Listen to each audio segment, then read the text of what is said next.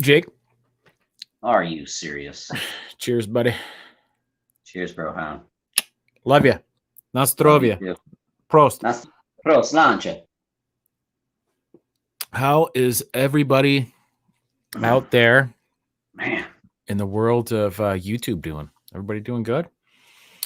Looks like we have some people over in the chat already. We have Hilty's here. Gotta love Hilty. oh, Moogs is here. Big Rob. Lethea My B, jacket. or is it Leftia B? I'm not sure. Sorry if I'm not pronouncing that correctly, but it's good to have you here. I'll tell you Tommy that much Swear. right now. Big Rob. Red Dragon. Look at him. Tommy Swearjars is here. That's cool. Carrie. The Daily Carrie's Dan. here. Pops is Oh. here. Andy gone.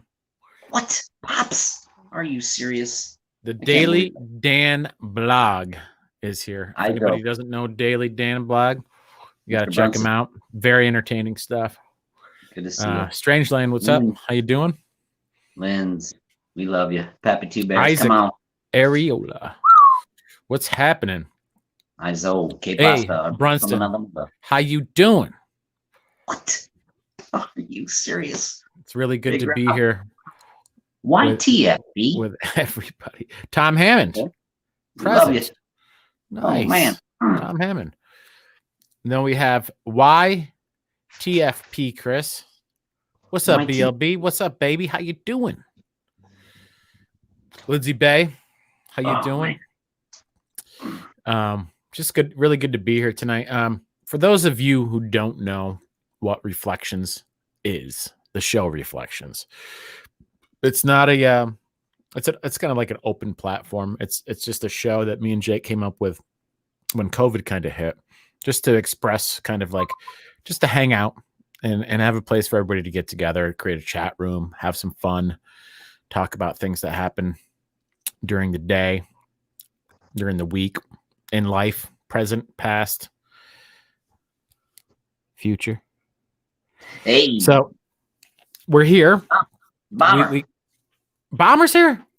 Will Now- Davis. Will Davis keeping it local. What's up, my friend? Hey, Will, come on now. My brother. Mother.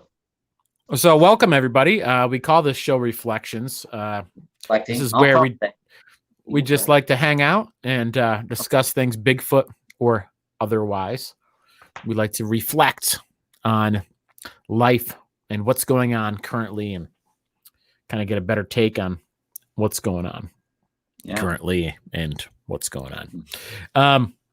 I know there's quite a few new viewers out there in the YouTube lands, maybe new to our channel, and we really appreciate them checking it out. All you guys, really awesome. Glad you joined, and really appreciate you being a sub. Hopefully you stick around. Hopefully you get some sort of entertainment value out of what we do here. We're not the average run-of-the-mill YouTube Bigfoot channel. We try to keep things light and fun, and funny. We try to add some humor and make it so you guys can have a good time.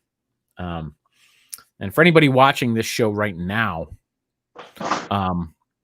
if you haven't already, you may have, but if you haven't already, please go back into the beginning of when we launched our YouTube channel and check out season 1. We're really proud of season 1. It was something we put a lot of effort into it. We shot season 1. It took us 3 years to shoot and produce season 1. We didn't know what we were going to be doing with the channel, but it's things are a lot different now today in the reality of things in YouTube land than we ever could have imagined. Things are great. It's amazing. And so maybe you could go back into the earlier sessions that we did, especially season 1, and get a better idea of who we are, who the BLB is. It might be something you might want to do. You might want to get a little better idea of who we are by doing it that way. Adam, it's kind of like a background check. It's like you're paying for this little background check, but it doesn't cost any money. It doesn't cost $19.95. You know, it's just a little bit of time. maybe you're driving in the car, put a little YouTube on your smartphone. You can listen to these episodes. You don't have to watch them per se, but I mean, I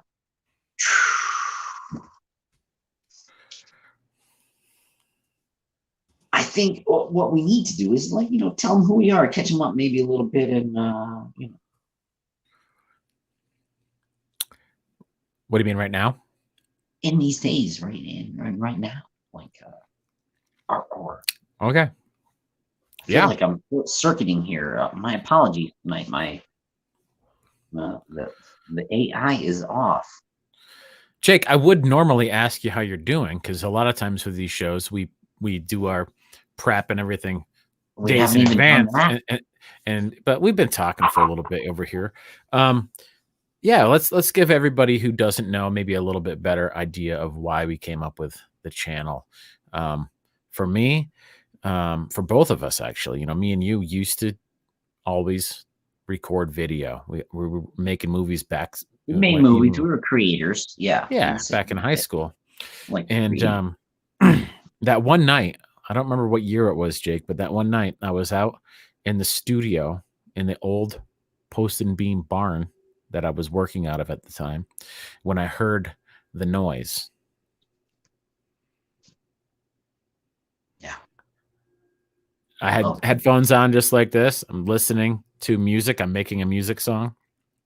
It's a music song. Very technical stuff here, guys. A music song. I don't know if you ever heard of one of those. What platform were you producing this musical track on? I think it was a mix of two. I think I was using Reason and GarageBand at the same time, kind of like linking them together.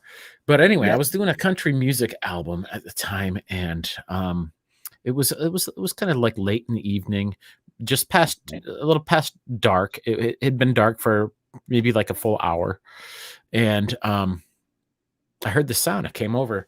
I heard it. It was like, I don't want to explain it, but it made me think that there was something in the headphones, something in the soundtrack that was making the sound. So I pushed stop, and it was still going on. So I took the headphones off like this, and it was still, I could hear it, and I'm like, what the hell is that? And then it stopped, and I'm just sitting there thinking to myself, like, what was that? And then it happened again.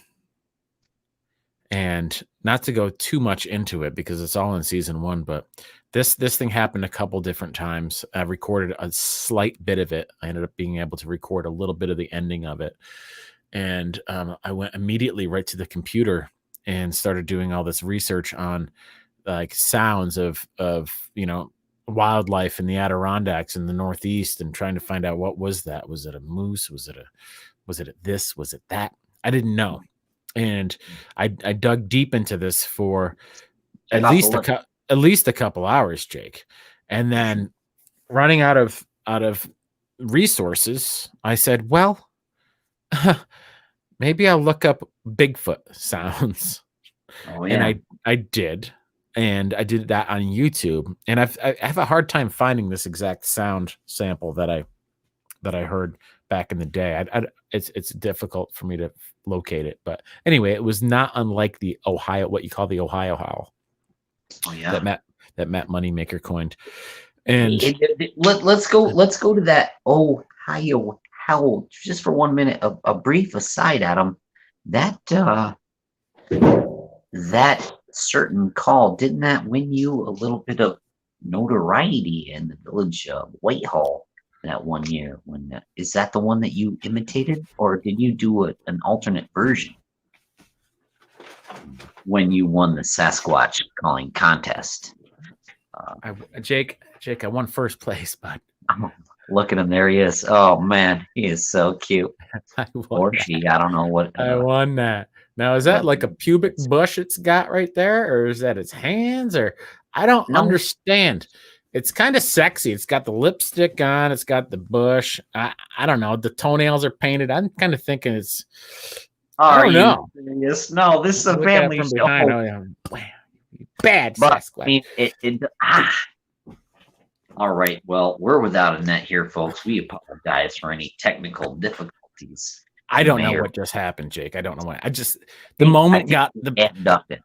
This is Reflekshunz, guys. Now are you getting a better understanding what Reflekshunz is all about? This is what the show is like. We just hang out and talk. It's free form. Have fun. But yeah, so anyway, the sound, I heard it. And once I researched Bigfoot sounds, the very first sound that I typed into the search sounded so much like what I had just heard. I got goosebumps over my whole body, and I went over and I locked the door. I didn't sleep all night. It was very, very strange. And ever since that moment, ever since that night, I knew that there was something unexplainable in the Adirondacks, not just in the Pacific Northwest and not in the Himalayas or wherever these creatures are mainly, known to be, but they're here in the Adirondacks. So I started doing some research more and more. And Jake, what about you? What's your, I know we were doing a little bit of something called the Adirondack Paranormal Investigators. We wanted to do a little show called Winker and Buzz to begin with, but we never ended up doing that. We once the Bigfoot stuff started coming to the forefront, we kind of switched directly from like everything over to just Bigfoot. Just that, but we did investigate as Winker and Buzz. I think it was still we're in the fleshing out process, the early days. Was it the 5th or 6th time? Was it episode 5 or 6 of Winker and Buzz? I think where we did our Bigfoot investigation on that the place over there by the that road we won't mention. But anyway, long story longer, our focus was kind of all over the place in the paranormal spectrum. But after that, and with local encounter stories, we seemed to really just focus on our eerie friend from the woods, Yeah. It's so weird. I was just saying this to somebody on one of our shows recently. I don't remember where. And this is just like last week or the week before. I'm on a painting job, Jake. I'm painting a house, and I'm taking not necessarily a lunch break or anything. I'm just kind of like stepping back and looking at the job and looking at the wall, and then I turn around and look at the area that I'm in, and it's just vast wilderness. Just nothing but there's no houses. There's nothing. There's nothing besides mountains. And I just know that these things are out there in the woods, and it blows my mind that these things are out there in the woods. The evidence that we've gathered over the years, we had a good question come up right now from BPD 1976. Have you guys seen one? No, we have not. Do I want to see one? I'd have to say honestly, I really do. I really do. What kind of sighting would I like to have? I'd like to have your typical, driving down the road and you see it run across the road type of sighting. That's what I'd like to have. Okay. I don't want to come across one of these things in the woods, but I oftentimes I picture what it would be like to see this creature. Every day of my life, when I'm outside in the Adirondacks, every single day, I picture what it would be like to see one of these things, and it just blows my mind because we know that they're real. Check this out, Jake, and everybody else. Let's look at some of these. We showed these on the show we did with Carrie, but that is a footprint that we got from up in over near Schroon Lake, between Schroon Lake and the Elmsteadville, in between there, which is on the backside of Snyder. And that, if you can see it, you got to look just right. But if you look just right, you can see that's a big impression. It's the same exact size, but that's a right foot, and you can actually see toes in that thing. These things, we've got castings. We've got big castings. I don't even know where they are at this moment. We have hair samples, the audio that we've collected over the years, Jake, the things that we've heard. Jake, talk a little bit about what you heard. Yeah, and we didn't even think it was connected at the time. It was after the fact. I think I had an event that happened in 2010. We started winkering, buzzing around 13, 14 maybe, and was that what it was? And then it turned over just to that, and then it wasn't until 2016 that oh geez Louise, what about that thing way back when? What So anyway, I had one of those water incidents where a very large stone was thrown into the water next to me, where there shouldn't have been anyone there, really, as I was walking by this bridge late or late at night, early in the morning, and then I kind of called it out, and it happened again. And when the second one dropped, I was like, bam, Barney Rubble, out of there. Like, I ran as fast as I could to get out of there. It really did freak me out. And I never put it together as, I just kind of forgot about it. I don't know. Other than that, what do you say about those kind of incidents in your life? It just happens and fades away in the memory. Yeah, and it's funny too, because I remember when we first put out season 1, and we had some people commenting in the comments below saying, "Oh, you heard a beaver." There's a difference between a beaver slap and a rock going boom, boom, boom. It makes that sound where the water cavitates around the rock and comes back up. So, and you can tell what a rock entering the surface of the water is versus a beaver smack. It's a audible difference. It's just crazy. I mean, the encounters that we've had. Not only that, you heard that stuff. You heard outside the barn there, across from Squatch Notch. Yeah. Watch Country. And there was another incident, July the 10th, a scream that I heard in this area, exactly 100 feet across the road from where Mr. Vinny Cangelosi gave his testimony. It's across the road there on that hill. And when I heard that scream, and at the time we were just dropping a friend off, it's early in the morning, and I was sitting in the car listening to the radio. Someone said, "Oh, just go out there and check on this cairn out by the road, a little stack of rocks I had over there." So I walked out there, and just as I got to the stack of rocks, that's when I heard this scream, and not like a howl, and it wasn't a scream like anything I'd ever heard before. I'm half a century old. We grew up here in these woods. We've heard everything, all kinds of screams, howls, fox, black bear, even cats. Yeah, even cats, mountain lions, and cougars. New to the area, wolves, a lot of things. Anyway, long story longer. This I felt it in my chest, and I could hear that it was coming from around like from where Vinny lives right there. Snyder is the mountain right there, and it's coming from around there. And it blows my mind so hard that it could be so far away and still fill you with and instantly I'm like, dude, if I would have just sat in my car listening to 100.3 Froggy Country FM, and just whatever was going on, none of that would it. But why don't I get out there? And then dude, the rest of Jake, you're giving me goosebumps. What are the chances? Why are we in these certain circumstances? So we have the encounters.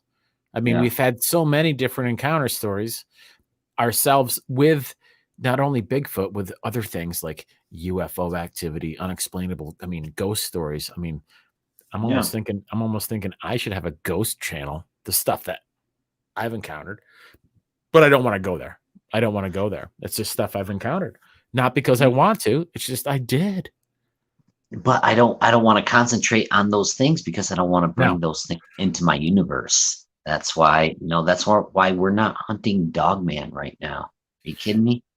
Just to give anybody that's been around for a while an update, I remember back in the spring and in the end of the winter there, I was having some activity out in the shed where my light was being turned on. And the light switch was being turned on. I don't know if anyone remembers that, but I had something very similar happen to me up at a job site. It's a very dark cabin that I was working in, and I had to go upstairs several times to open up the windows for painting and whatnot. And I had to turn the light on every time I went upstairs. And at the end of the day, I would make sure that the house is shut down, the windows are shut, the doors are locked, the lights are off. It's just protocol. It's what you do. And I remember coming to work the next day, and I'm getting everything set up. There's nobody that, the homeowners aren't there, and the stairwell light is on. I'm like, damn, I gotta, get my stuff together here. I gotta make sure I shut that off next time. And so I did the next day. I shut it off. I made sure I did. I come to work the next morning, get it, not even thinking about it, totally forgot about it, and just getting everything set up again, and then go inside, and that light's on again. And I'm like, no. And then the next day, the same thing. And then the thing that's crazy is I told somebody about it. And I told Hugh, my buddy Hugh, about it. And ever since I told Hugh about it, it never happened again. I was there for 5 more days, and it never happened once again after that. So just some crazy stuff that happens that's unexplainable. I mean, people have all these kind of things happen, and paranormal or otherwise, like we said, we want to keep these things, the paranormal, the unexplainable, the unseeable type of stuff, at a distance. Yeah. So remember that time you had asked me to come and help you do some staining on a deck down in, was it Bolton or the greater Bolton area? Down in Bolton, yeah. Yeah, when we first got together and started, we just actually the first channel we listened to was our good friend the Duke, World Bigfoot Radio. Yeah, and that's we're listening to episodes of World Bigfoot Radio, and you know how the artificial intelligence of the Sophia AIs, they suggest different channels for you. And eventually that led to Mr. Vic Cundiff. And then after that, Wes Germer, the Gateway Drug. And we were hooked from there, Adam. It was like that all those things kind of lined up at the same time. Yeah, exactly. Here we are. You couldn't have said any better. After that point, we were hooked. You start things off with a little bit of some random things to listen to throughout the day on the job site, just some random things to listen to. And, you look up Bigfoot encounter or something, and then, you get into Duke's channel, and that's the first channel I ever started listening to. And I listened, there's so much on there about other types of things besides Bigfoot. I mean, the mountain giants and all sorts, it goes on. And it was always so interesting for me to listen to this stuff. And then the way that YouTube works, it switches it over, and next thing you know, we're listening to Vic Cundiff. And that sounds like a Charmin moment right there, doesn't it? We're doing Blue Line Wednesdays on the Bigfoot Odyssey. What's going on? Life is a strange and funny thing sometimes, isn't it, Jake? What a tangled web we weave.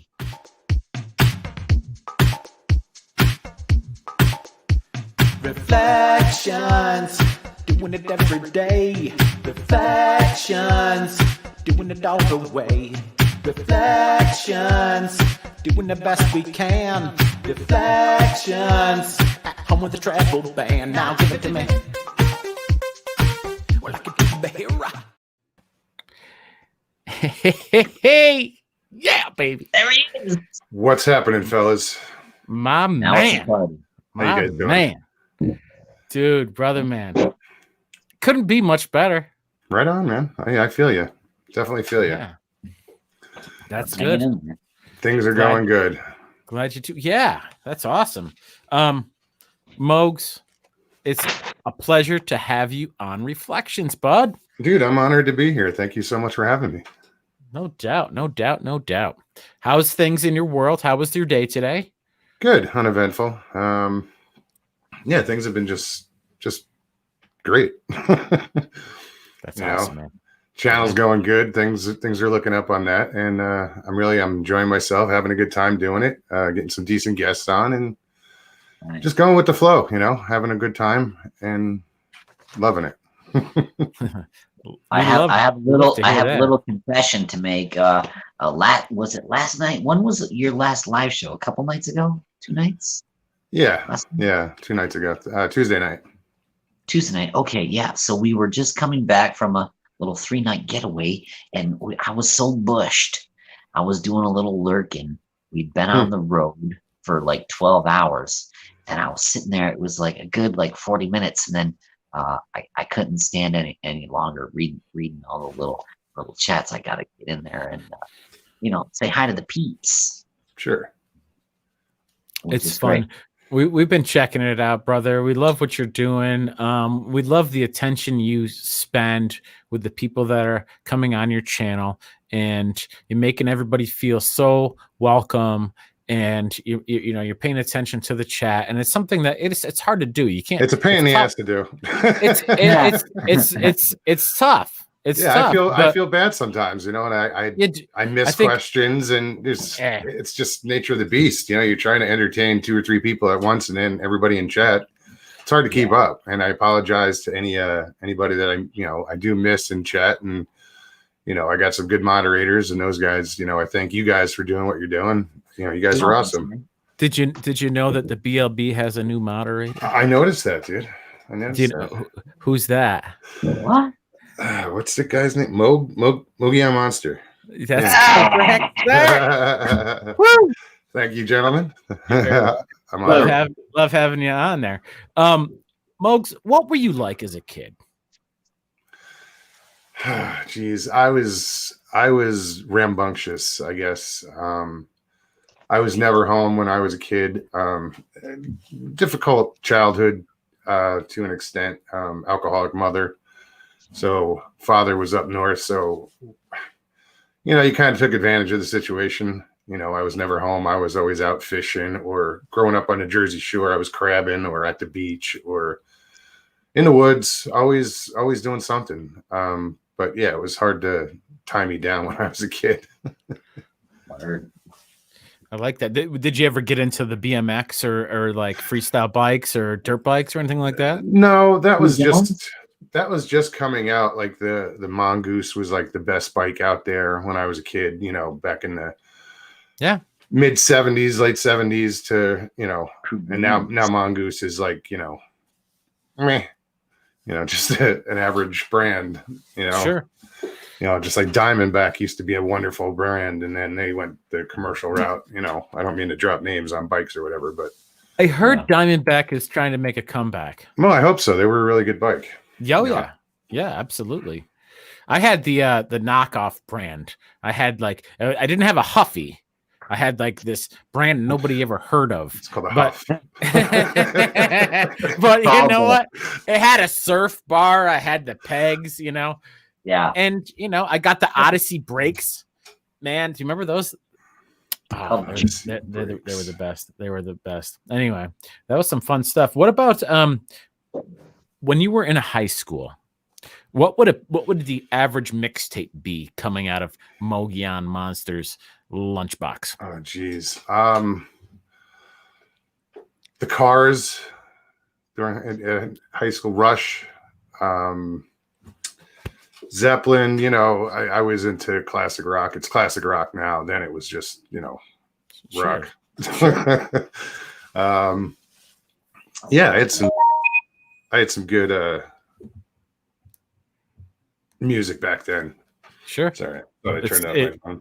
Which is still excellent music. What about these days? If I were to sneak into your earbuds when you're chilling out, it would be country music. Oh yeah, now let's talk about country music. There's a lot of different types of country music these days. Okay, hold on. Let me clarify real quick. I'm sorry. I did. I did say that. I did say that I would be listening to Froggy Country 100. What that? Yeah, 103, 100.3. That's a lie. That is a real station, but yeah, we don't listen to that kind of. If we were going to listen to country, it would be on the Sirius satellite radio. We listen to outlaw country. Right on. Right on. Where it was the classics, the good stuff. So I would say that I can't deal with the new country. Sorry, guys. Okay. No, I'm a big fan of all country. I think country turned the corner when Garth Brooks came on the scene. That was Keith Whitley was around back then, and it was just I don't know where country would be without Garth Brooks, really, because he changed it and he brought it to the forefront and Sure. But yeah, Tom Hammond said that you're a fan of Willie Nelson, Jake. Jake. Redheaded stranger, come on. Yeah, man. I got a quick story about that. I was in Englewood, New Jersey, and I worked just a couple doors down from the John Harms Theater, which is the Bergen County Pack Center. And one day there was Willie Nelson was going to perform at that place. So a little while before the show, I went back by his bus and hung out just before the show, and he came off with somebody, and I just walked right up to him, stuck out my hand, said, "Mr. Nelson, have a great show. Unfortunately, you're sold out." And I couldn't get in. He's like, "What?" Willie Nelson throws his arm around me, around my shoulder, and walks me backstage and says, "Dude, hang out here." Dude. Yeah. That is so sick. That is so sick. Yeah, man. Oh, man. Nice. Bad to the Indeed. Bad to the bone. What do you think about guys like Colt Ford? Who's that? I don't mind them. I like his stuff. It's more traditional type stuff. Just there's a lot of new artists out there that what's his name? Oh crap, I can't remember his name. If I don't have it written down, Moogs, I'm not going to remember it either. I know them all, but I just I don't know. What's he look like? Is he tall? No, he's heavy set, a little heavy set. Combs? Luke Combs, yeah. Like his stuff. I listened to some of his stuff. He's so good, isn't he?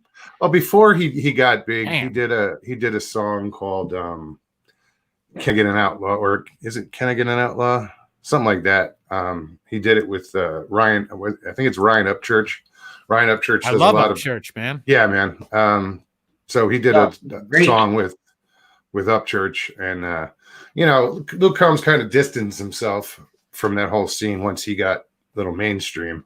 Well, he's not so hardcore hip hop. He's more country. Yeah, and that's cool. I love it. It's a good thing. But I gotta tell you, I mean, I love it all. I do. I love it all. And a lot of days you'll just find me sitting back, just getting down with some hip hop, nonstop hip hop, all day long.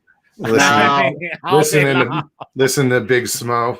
Oh, everything. And the music videos. Have you seen the hip hop music videos? Oh my God, they're good.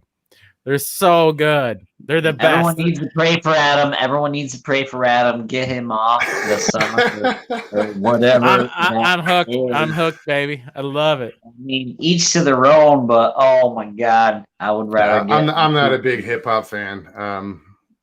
Like I said, classic rock. But if you were to catch me listening to anything, it'd be country music.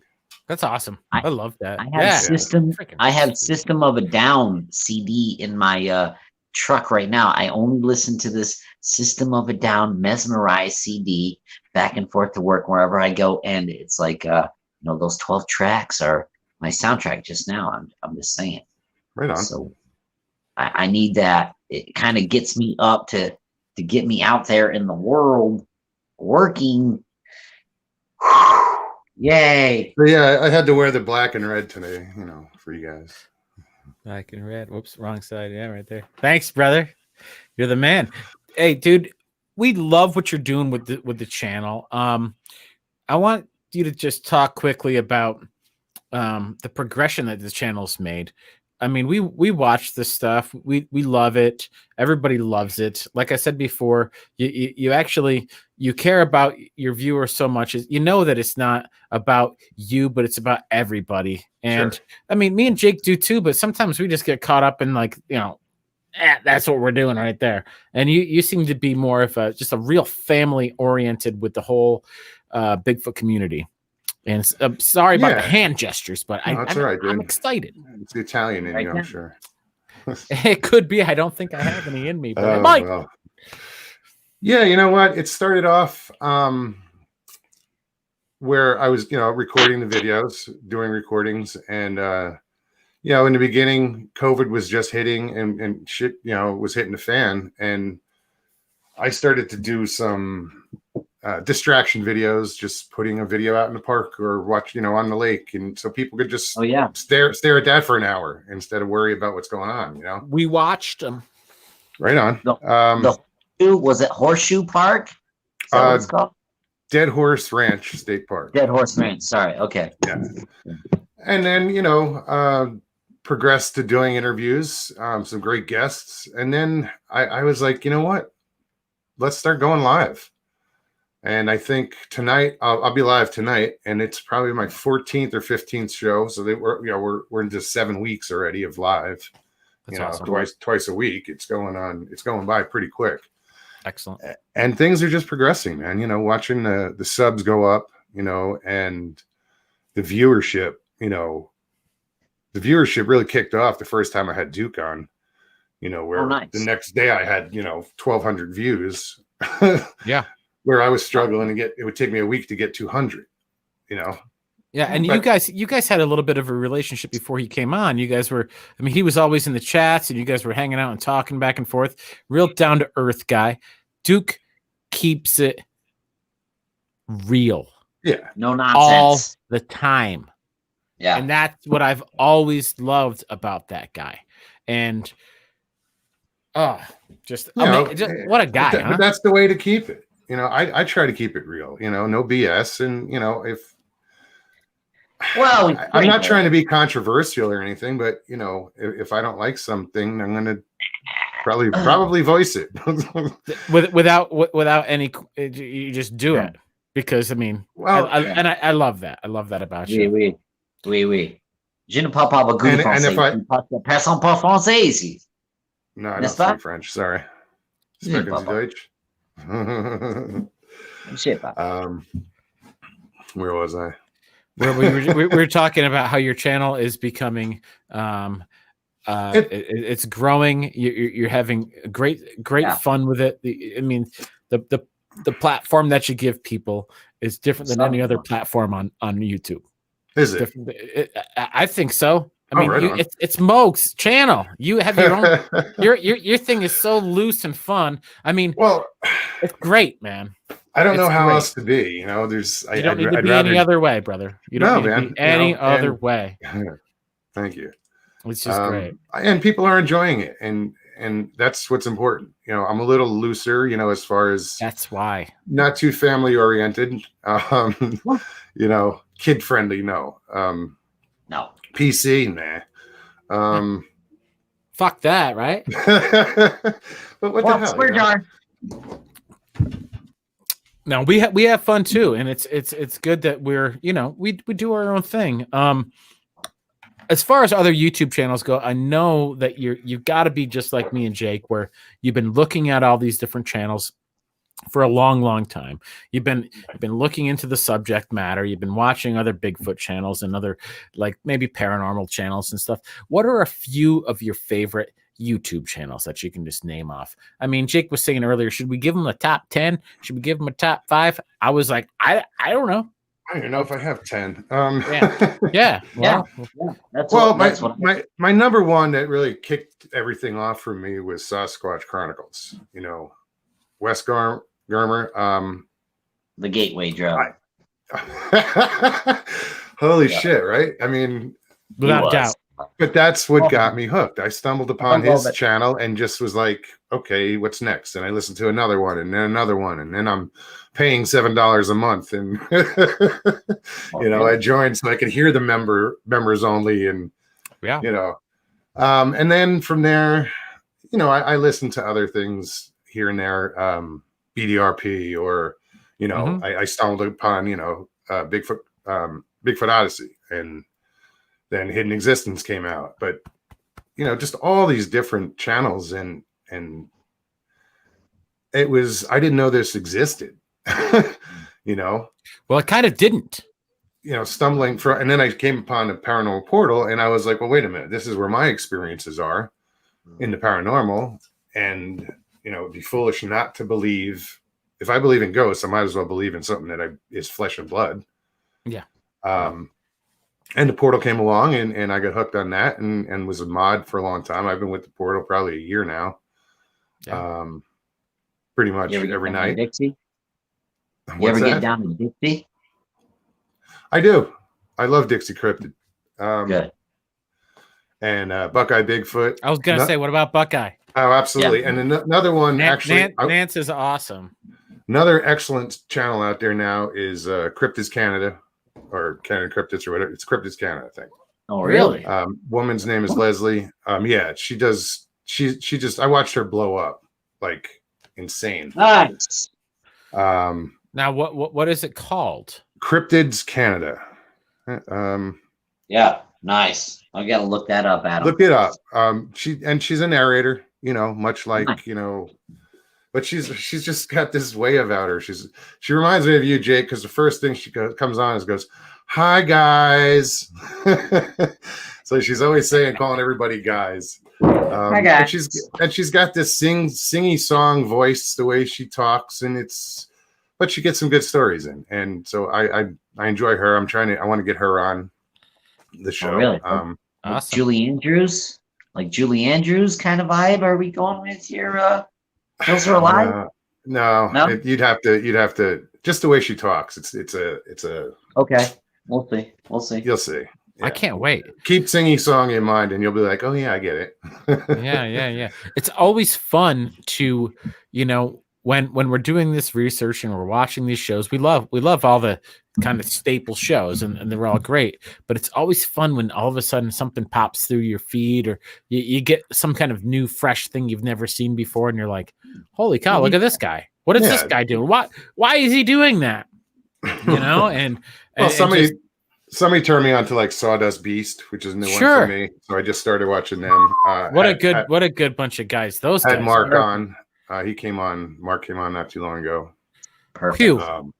Mark and Larry are like some of the best. I don't know them personally. I've never talked to them, but just watching them and the way they carry themselves, God, I just want to hang out like a barbecue. They're definitely cool. I want to hang out with barbecue and just hang out and be like, yeah, this is what it's all about. Give me some ribs and a couple beers, and I'll be good. The person I want to hang out with around a fire is Pappy Two Bears. Word. I want to hang out with him. That's awesome. Nice. There's some knowledge and wisdom there that Now, Pappy is Pappy not too far from where we are? Is he in like northern New York? Where's Pappy from? I believe he's in New York State. I think he's upstate New York. Pappy and Lane, aren't they? Like Lane is a little bit north of us. Lane Goodspeed, Miss Lane. Pappy who I'd like to have a beer with is Mr. MCAT. And we get MCAT on, and he can go through. Yeah, we can go through. I mentioned to him maybe going through his go bag, what he brings, and on the road. Yeah, and all the paranormal research items that he has that tell people the brand and different, where they can get those if they're interested. What are those kind of videos called, Adam? We were talking about those. I mean, Jake, I really don't know because like the whole time you were just talking to Moogs, I was like just zoned in on what Pappy Two Bears is all about. And I'm just like, I want to talk to him too. Let's get Pappy. That's all it was. I didn't hear a word you guys just said. I honestly, Pappy says he's from Jefferson County, Lewis County area. Okay. Okay. Well, that's Greek. Yeah. I'm in Lewis County. Essex, southern Essex County. But there are a million Essex counties in the States here. Oh yeah, there's one in Jersey. They're all over the place. Oh really? We're in the North Country. Is he in Lewis County, New York, though? Right? He is. Oh, Lewis? Up near Watertown. North and west. Yeah. Okay. Up near Watertown area. For sure. Very interesting. Very interesting. Watertown, that's way north, like straight up 81, like Binghamton, from Binghamton straight up. That's Watertown way up there. It's up there. Yeah. Yep. Oh, yeah, it might be. And Binghamton is like 5 hours, 3 hours west of us. Yeah, I've been through there. I used to go up to I used to go up to 1,000 Islands a lot when I was a kid. No kidding. All right, man. I'm gonna go take a quick little bathroom break because I have to, but I'm gonna leave you guys to chat. But this is what I want to leave you with. Are you serious? And this is something that Jake knows a little bit more about than me, but I want to leave you guys to talk about this. Moogs, do you have any plans on getting out in the field anytime soon? I do. In a week, I'm scheduled to get my license back, but for some reason, I got a letter in the mail from Jersey DMV today saying that I owe them $100. So I have to call tomorrow and find out what the hell the deal is. But as soon as I get my license and some wheels, I am out in the field. So did they tell you from what year you owe that? Is that like a parking ticket from 1990? It has to do with the whole reason I lost my license in the first place. And 2 weeks ago, I paid a fine. It's a fee. It's not a fine. It's a fee. And I paid one. And they told me it was taken care of. But then I got a letter today saying I still owe $100. I'm like, I'll find out tomorrow and straighten it out. Just a pain in the ass because I have an appointment for a week from today to get my license back. Yeah, it's been 3 days. When I get my license back, it'll be 3 days short of 21 years. Wow. Okay, that's a long ass time. Yeah, it's kind of itching. So yeah, you have everything set up. I mean, could you go anyway? I'm going anyway, but I'm going to definitely try to square this out before then because it doesn't make sense. They told me I had $100 fee. I paid the $100 fee, and now they're sending me another letter saying I still have to pay it. Wow. Yeah. I'm going to look at the bill date, like when they dated it, and check to when I made a payment, and hopefully it's right around the same time, and it's an error because I've jumped all through the hoops. Through every hoop they threw at me, they even lit some on fire. I jumped through them. But it'll happen. Yeah. It's all good. So yeah, once that happens, I do plan on getting up in the woods. I want to go up on the rim. I'm just gonna have my dad drop me off with his Polaris. He's got a Ranger. Okay. I'm going to put camping gear in that, grab my German Shepherd, and say, Dad, drop me off here and come back in 3 days, and I'll just go up on the rim and camp and, fish and squatch. Yeah. Not unlike if I hate using a military industrial complex reference, but it is not unlike the orders they used to give to my cousin and then captain in the army in Vietnam. They gave him a map, dropped him off on this hill, and said, okay, here you are. Be over here in 2 weeks. Collect as much information as you can about the enemy, and we'll pick you up over at this location. And, that's the kind of thing. I don't know. Wow. Pick me up in 2 days, but who knows what could happen in between those times. So, fortunately, you won't have, we hope, people shooting at you, but no. You're going in to cover the I'm just a monster in name. Just somebody who could Nah, I won't. I'll bring the most. I'll bring is a machete. Machete. Okay. Yeah, I won't go. Completely unarmed. Hugger of trees that you are, I'm sure. Yeah. No?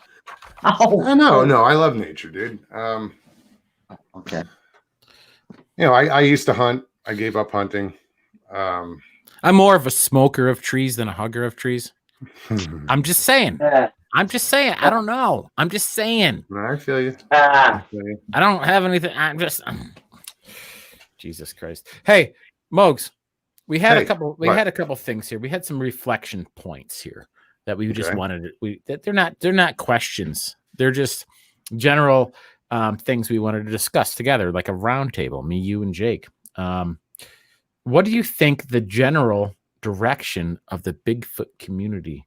Where do you think it's headed? It's still going in a circle, dude.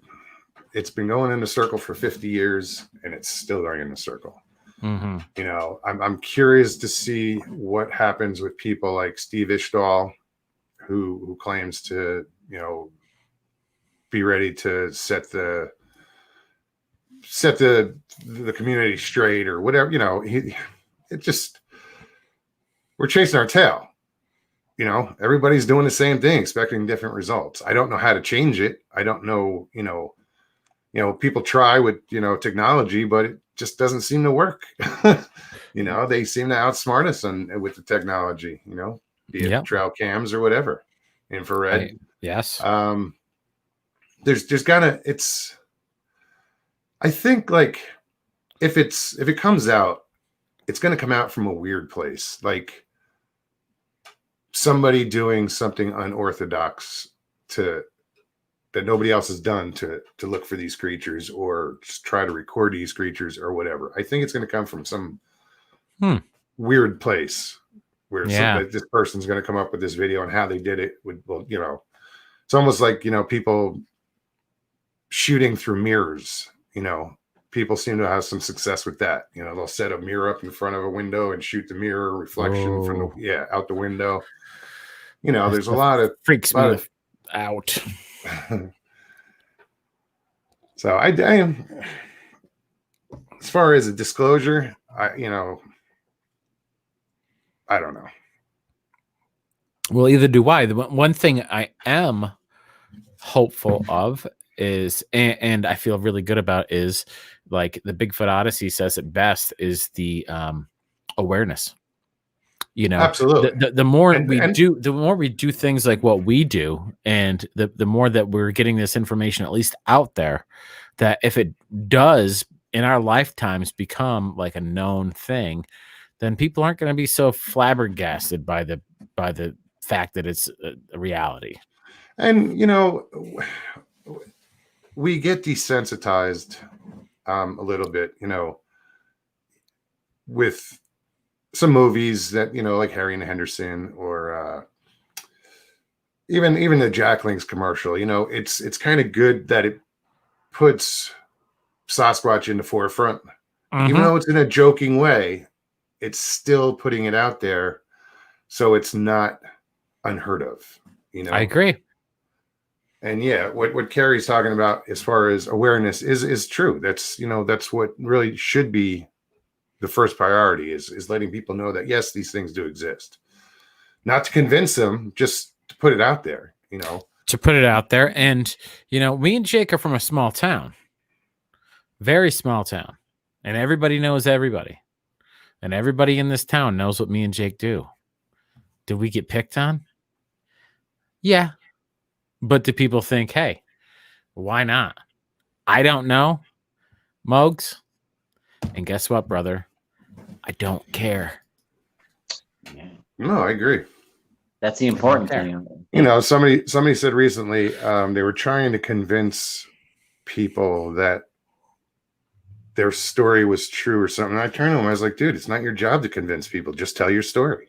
Yeah. All you got to do is put your story out there, present it, and what people do with it is up to them. Perfect. You don't have to convince anybody. Perfect. Well said. what we experience and what's happened to us, paranormal, Bigfoot, doesn't matter, UFO, it doesn't, whatever. We've seen it. We know what happened. We know the circumstances. We know we weren't hallucinating. Sure. And that's something that we know, and it's fine. But we'd like to tell people the story just because it's like, it's very interesting to us. It's fascinating to us that it happened to us. And then if anybody else can, say, hey, you're full of it, then good for them. If they want to latch onto it and be like, wow, what did it really look like, or anything? Yeah. If anybody's really interested, we'll tell them. We're not going to embellish. We're not going to tell them some falsehoods. We're going to tell them what happened, and that's it. And usually that's the two ways it goes. It's, oh, tell me more, or you're full of shit.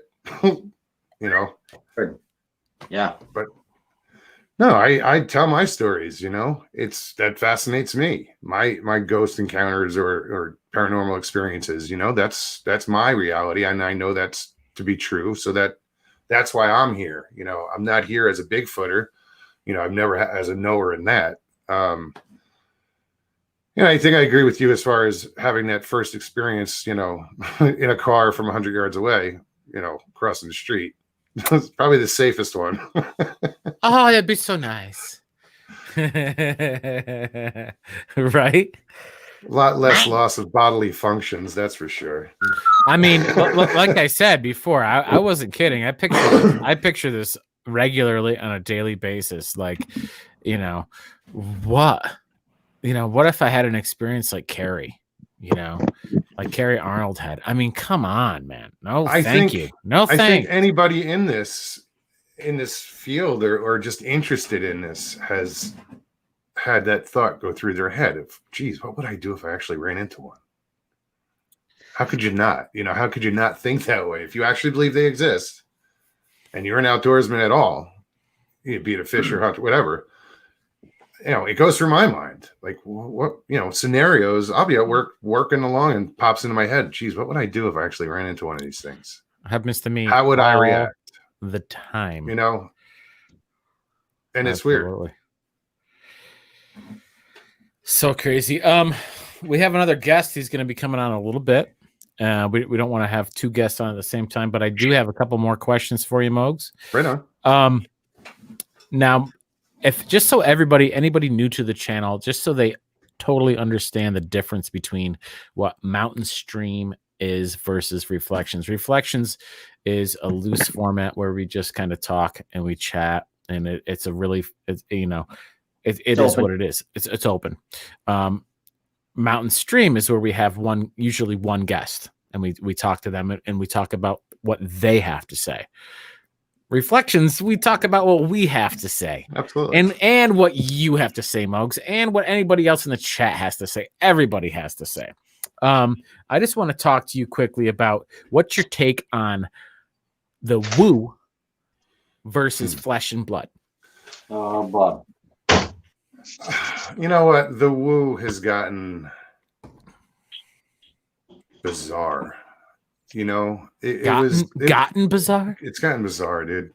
No, because it was at a point where I would accept certain things as far as, okay, maybe let's take cloaking, and maybe it's in their hair. It's a hollow, clear hair or whatever, like a polar bear, and it picks up the colors around it so they can cloak. Okay, I look at it that way. Mm-hmm. Yeah. But when you get into some of this stuff with the UFOs and orbs and it just starts to get a little bizarre. Yeah. What do you think about it, though? I don't know, dude. I'm still trying to wrap my head around flesh and blood. The rest is, I want to see one first and then worry about the rest. See, now comes my turn because this is Reflekshunz. I don't think anything is impossible, myself personally. I don't know. I mean, me and Jake talk about things. He's in his own camp and he's entitled to all that stuff. We agree on a lot of different in a lot of different ways, but who the hell knows what could possibly be? Just because somebody says this is what's going to be physically possible in the realm of today's what we know is physically possible in physics doesn't mean anything. It's just as we understand it. It's just, and you know what? I don't know. I don't ever throw anything out, ever. Anything. And one thing that always comes back to me is, if these things are so goddamn big, why the bleep haven't we got proof? Why doesn't the world know that they exist yet? If they're so big and they're all over the place and people are there, are they so smart in this? It just doesn't add up. Well, after all these years. Yeah, but there are countries that have recognized them, that have put them on the endangered species list. You know, so what? We're one of them. We're one of them. We're one of the countries that have them on the endangered species How list. many pictures of humpback whale did you taken? I haven't taken a picture of a humpback whale. I haven't Kids under the cockpit. Huh? And the purple humpback whale. It's just fun. It's fun to talk about the difference between like flesh and blood and woo. I mean, I'm not saying that the woo. I'm not saying it doesn't exist. I'm not saying either way, because we just don't know. But I do know the paranormal exists. I know that spirits exist. So I can't rule it out. But I'm trying to, just so weird. Let me see one first. I just want to know that they actually exist. I believe they exist. I want to know. The thing is, Moogs, it's like, to me, they exist. It's like, I believe they do. I just don't know they do. In my heart, in my soul, I know they do. Look at this. Tell me what you think that is. What is that? A blob squatch. Huh? That's a Sasquatch selfie, baby. You know what I'm saying? I have a friend who told me that I'm such a romantic that I want them to exist. I want to believe that they exist. Okay. And I get it, Sure. We have proof. We have evidence. We have firsthand what we have heard, and the evidence that we've seen in places that just this stuff, nobody's out there hoaxing this stuff. We've seen it. We have testimonials. We've done interviews with people that we know aren't bullshitting us. Oh yeah, I'm not saying they don't. It's real. Yeah. I know. No, dude, I do interviews too. It's just I want to see it. Oh, we do too. Yeah. Moogs, we love you. Thanks for all you do. Too, I cannot wait to have you on again, my friend. Yeah, man, my pleasure. You guys got to come on my show. Invite us, and we will. Do I have to invite you? Just show up. Okay. No, we will. No, we will just show up. Bring cookies. Yeah, bring cookies. So yeah, I'll be on in about 8:00. Okay. Tonight. After the portal. Yeah, 8:00 Pacific, 11:00 Eastern, 10 Central. After the portal, my guest tonight is Mark Copeland. You guys know him as Live Wire. Yeah. Good guy. He goes out with Bigfoot and more. Okay. Yeah, man. Hell yeah.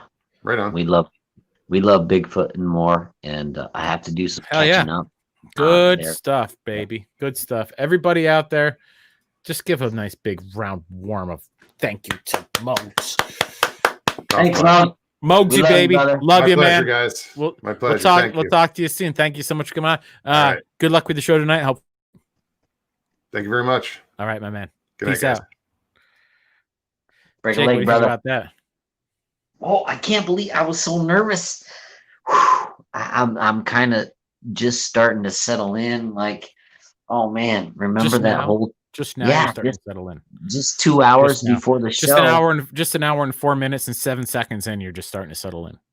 Well, I mean, I've got 8 pages. I got. Jake, we got another guest already lined up. Really? I thought we were done. We're going home. No? What? Hell no, baby. We got a guy that we've been trying to get on Reflekshunz for quite some time now. See here? And if anybody hasn't been to this guy's YouTube channel, you gotta check him out. He's on the same vein as what we do. Jake. He does Bigfoot stuff, and he does comedy stuff.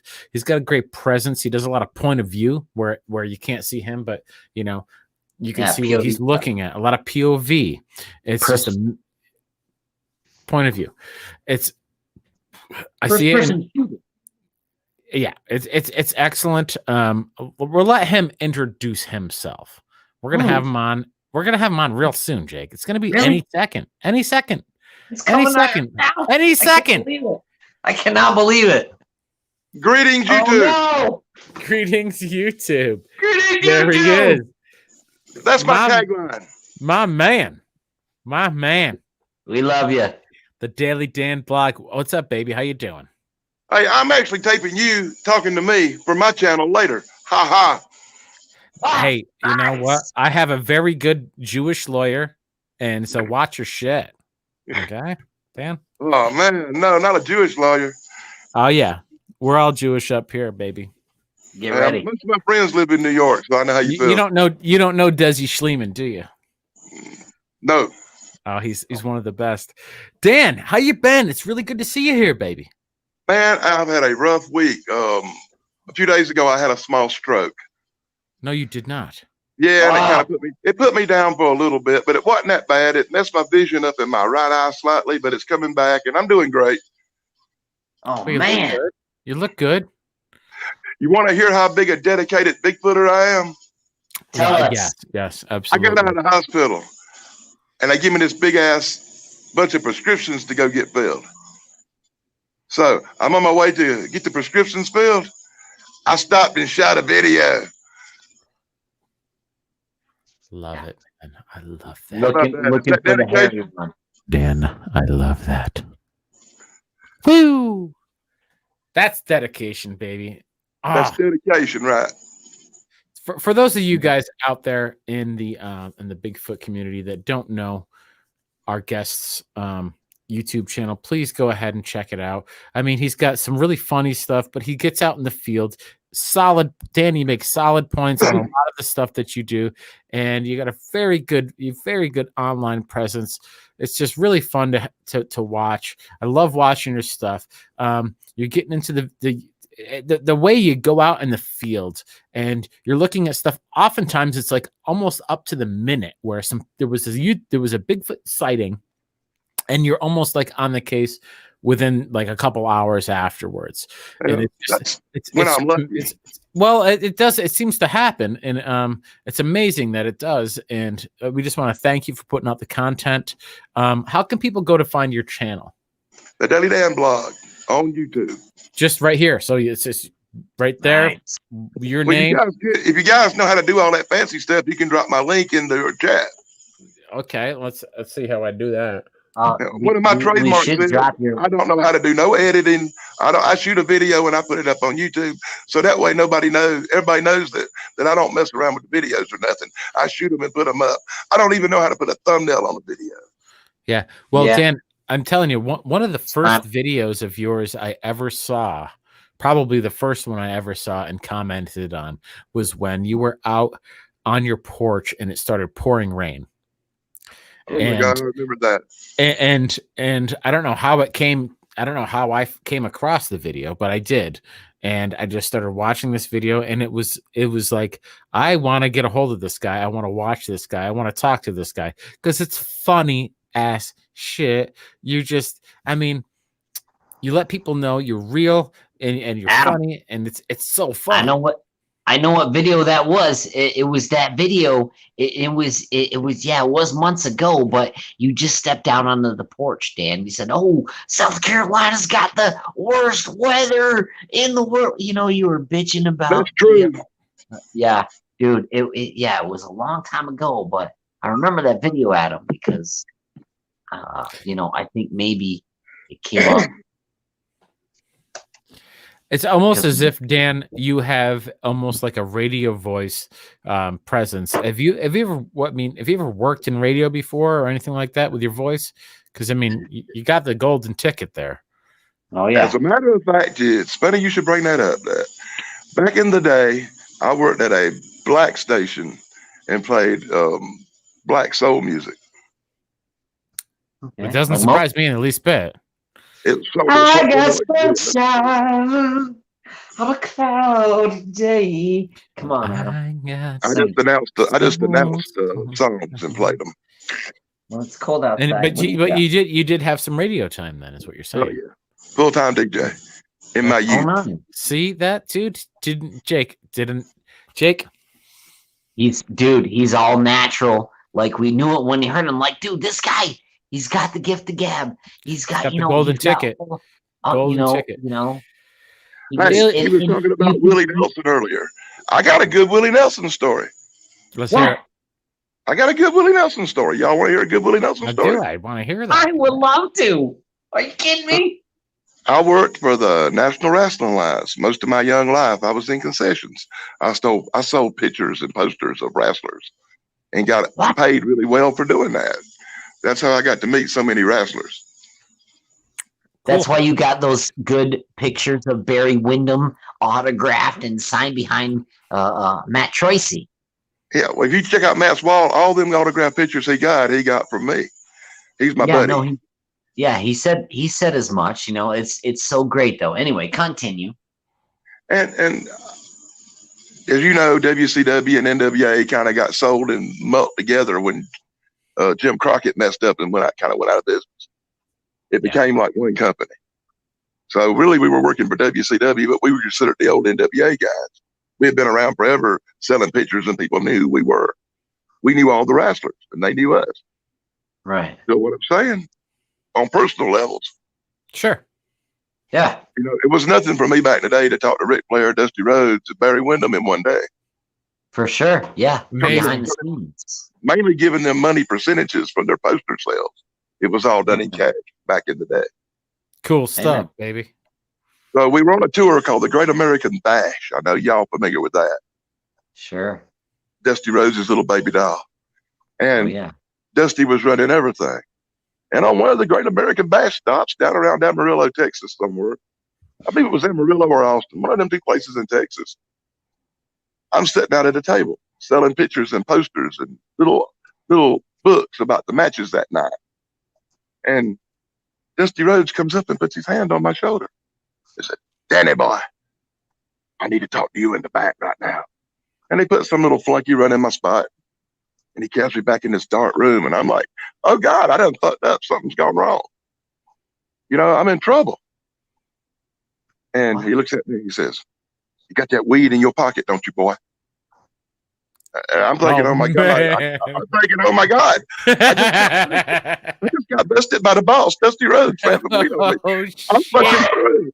I'm like, I am fucking through, dog. I'm gone. And I said, "Yes, sir, I got some weed here. What, you want me to throw it away or something?" He said, "No, I need you to come with me right now." And we went up these little stairs into this balcony room with a big glass window where you could watch wrestling through the glass up in top of the building, you know. And sitting in that room, on a couch was Mr. Willie Nelson. And Dusty looks at Willie Nelson and says, "This is my boy. I told you I knew somebody. He'll hook you up." And I wound up smoking a big fat blunt with Willie Nelson, watching wrestling when I was supposed to be working and getting paid. And the boss, Dusty Rhodes, made me do it. That is fucking so goddamn cool. Hey, by the way, that's also the night I got Willie Nelson's autographed picture for my collection. Yeah. Get oh my God, Dan. That's about the coolest story I've ever heard. And I got an even better story involving Goldie Hawn, but I'm not sharing that on my channel. What? This isn't your channel, is it? This isn't your channel? Tell us. Nah, I can't share that story. That's a little too deep. We're here to talk about Bigfoot, not movie stars anyway. But dude, the story about the Willie Nelson story, what I love about it most is I put myself in the hot seat of, you're in trouble. You got that weed, boy? Yeah, I do. I'm freaking out of here. And then it goes from that to you being the hero with like one of the coolest people on the entire planet. I just didn't know Dusty was cool with all that. I've known him for years. So amazing. He knew my grandpa, and he knows my mama. And I thought, oh my God, I'm fucked. That's so amazing. Mr. Danny Dan, what have you been up to lately? What's going to be happening with the Daily Dan blog? You have any plans? Are you just going to be out there doing your thing? I saw what happened behind the Walmart there. They're decimating all the land out there. The same thing's happening here on a different scale, different type of thing. They're not putting up buildings, but they're deforesting. They're doing deforestation. They're doing that logging up there, right? Yeah, baby. Yeah. So what's going on? What do you think? All over the place. I think that the more and more of the habitat and the forest and the wooded areas they cut down, the more and more the sightings are going to be on the uprise. You know, people are going to see more Bigfoots because Bigfoot's got less place to hide. Yeah. The more you cut out the trees, the more the deers quit coming, and the more the small animals they eat quit coming, and then they have to start foraging for food. And it's only a matter of time, mind you. Everybody likes Bigfoot. Everybody thinks Harry and the Hendersons. Let me tell you, man, these things are fucking monsters. It's only a matter of time before they start eating people. Yeah, when they get hungry enough, things are going to change. Yo, Dan, they already have different camps of people who think that, they're nice guys, they're not, and geez Louise, and like people who come on the Godfather show there on the Bigfoot Odyssey, and let me tell you how it's going to work. When I see Bigfoot and we come face to face in the forest, the first thing I'm going to do is say Kemosabe and try to be friends because he's a big motherfucker. But if he makes any aggressive moves at me, I'm going to shoot him in the face. I mean, I'm sorry, but that's the way it goes. Well, what they say is, like, if you do, then you're probably screwed because there's probably 3 or 4 bigger ones right next to it. So be careful, bud. So what kind of handgun? What kind of handgun do you have? Is it like a? I have several. Most of the time, I carry a military issue Colt 45. Okay, all right.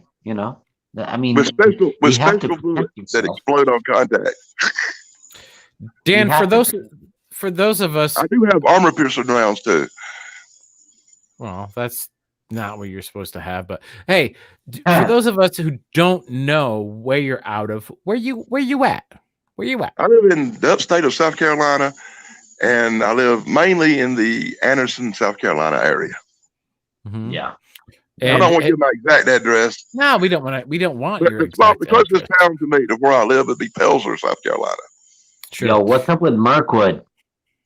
Mirkwood's a place I used to go when I was young. I was born and raised in Pelzer, South Carolina. I'm from there.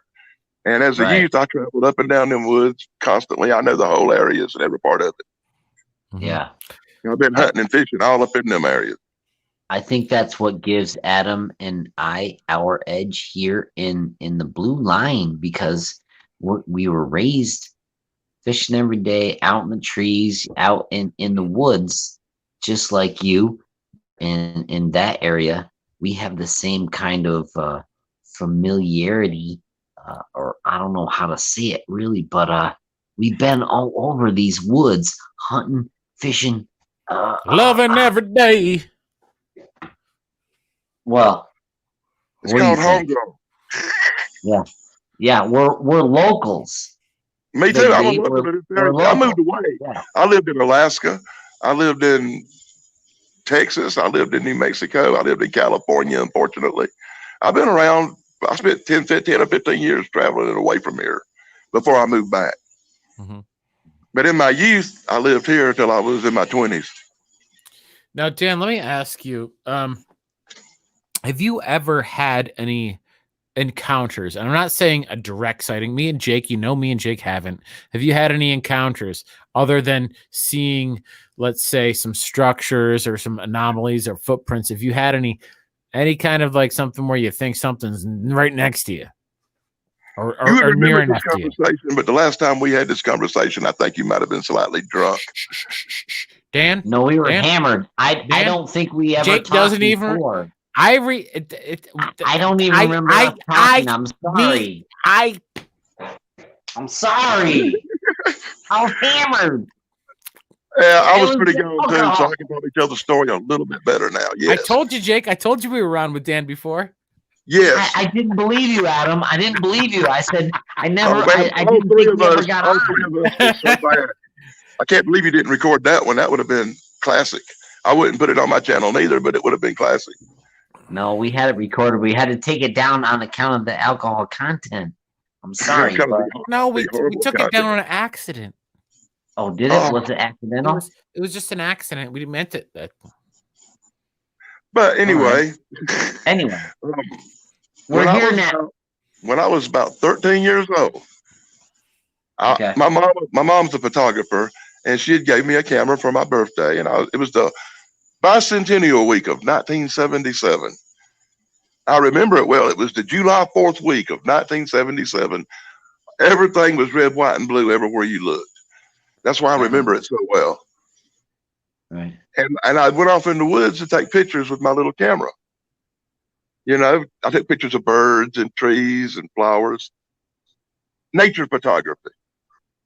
Yeah. That's what a 13-year-old kid in a small hick town in South Carolina does for fun, I guess. What kind of camera was it? A disc camera? It was the Kodachrome. It was the first one that had where you could a Minolta XM model where you could actually adjust the focus and take a real good picture. Oh, nice. Which turned out to be a pain in the ass. But anyway, I'm out trying to take pictures of the flowers and the birds. I'd wandered into the Myrtwood area over there that I put on video that day. I actually made a video and put on my channel about my first encounter. You can watch that. And I actually stand in the spot where the creature stood and talk about it. Yeah. And that was actually hard to make and hard to be in that spot, believe it or not. But as I walked through the woods, I looked up on the top of the hill and I saw what I can only say and what I can only call right now to this day, a freaking monster. You know, it wasn't the Bigfoot and Wild Boy, Bigfoot from that TV show. It wasn't Harriet the Hendersons. It was a 9-foot hairy monster with great big teeth that I could see really well because it was grrring at me.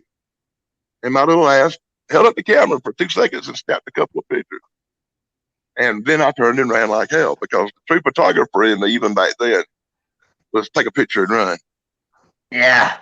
Yeah. But that came up with the way I was raised. And the way I was raised was different than other people. Now, did you develop the pictures, Dan? Yeah, but when they come out, because I didn't know how to use the thingy right, they were kind of blurry, and you couldn't really make out what was going on. Do you have copies of these today? I think my mother still does somewhere. Can you talk to your mom and try to have her like scan them and email them to us? Yeah, my family don't know how to do none of that stuff. Well, I might be able to get you something pretty soon.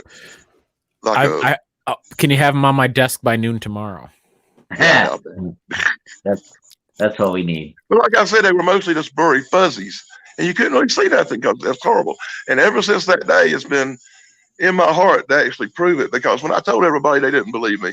I got made fun of and picked on for years about the boy who saw Bigfoot. And finally, I just put it out of my mind and went on with my life. You know? Yeah. I quit looking for Bigfoot. Unbelievable, man. It's unbelievable. And then a few years, then around 2005, my wife passed away. She died in the hospital with back surgery. And I did go on and get married again in another life, but there was a little while there after that I kind of went off the deep end, and that's when I actually went to California and Washington area and looked for Bigfoot on his home turf. I did that for a while, but once again, I gave it up. I gave that up again. You know, work with selling pictures at wrestling and stuff. You could take months off at a time to go do something. Wow. Unbelievable, man. I had no idea about your history. This is amazing. This is pretty cool stuff. Now, on and off, I've looked for Bigfoot, but I finally got old and give up. And then I'd been in a real bad car wreck. Hold on. What? For real? I don't know if you can see my arm. Yeah, it's scarred. It almost looks like a burn. It's a real bad burn. I was in a bad car wreck. It rolled down a hill, then it exploded. And it kind of put me out of action for a long time. And during that time, I got on YouTube and started watching videos and found favorite channels and talked to people. And for years, people said, you should start a YouTube channel. You should start a YouTube channel. And I thought, I ain't got time for that. I watch videos. I don't make them. And they finally talked me into it, and I put out some stuff at Walmart and comic book videos, travel blogs for a while. And what really started the Bigfoot thing is my dog saw something and was barking at it. And I saw this hairy black shape run through the yard. And for a minute there, I was just stunned, just shocked. And luckily, I had actually had a camera on and filmed my dog barking at it. And I put that up on YouTube and people liked it. Then I left some food out one day and it got gone. And then I had trash bags start disappearing. And one day I come out and the trash bags had disappeared. And right there in my yard was giant ass footprint. Oh, and I knew from my life and my past experiences that, hey, that's a Bigfoot out there. And that's when it went crazy with strange sounds and all kind of weirdness. Dan, you know what, buddy? There's a lot more to you than what your YouTube channel shows. And I would love to be able to show the world or whatever I can help with show the world about who you are and what you're doing. I didn't know any of this stuff. I love this story. It's a really compassionate story, and it's right up our vein. We love this type of stuff, and we've been following your channel just for probably a lot of the reason why people follow our channel is for the comedic value. Your voice is gold when you talk and you show people stuff. I'm laughing my ass off. I love it. It's fun. It's interesting. Love it. It's fun and it's interesting to listen to. But I think maybe something that should happen is behind the scenes after this episode, behind the scenes, me and you and Jake should probably collaborate, and we should probably try to figure out a better way to get your message across to people, because there's a lot that you have to say, and the world, I think it'd be an injustice on our part if the world didn't understand your story. There's so much more to it than I ever thought. And wow. Another good point that I can bring up is in the days I did look for Bigfoot back in my younger days, and I did go on investigations with people, because I worked for wrestling and we were in different cities most of the time, it was easy for me to travel around the country and look in different places. We'd do a show in Arizona, didn't have 2 days off.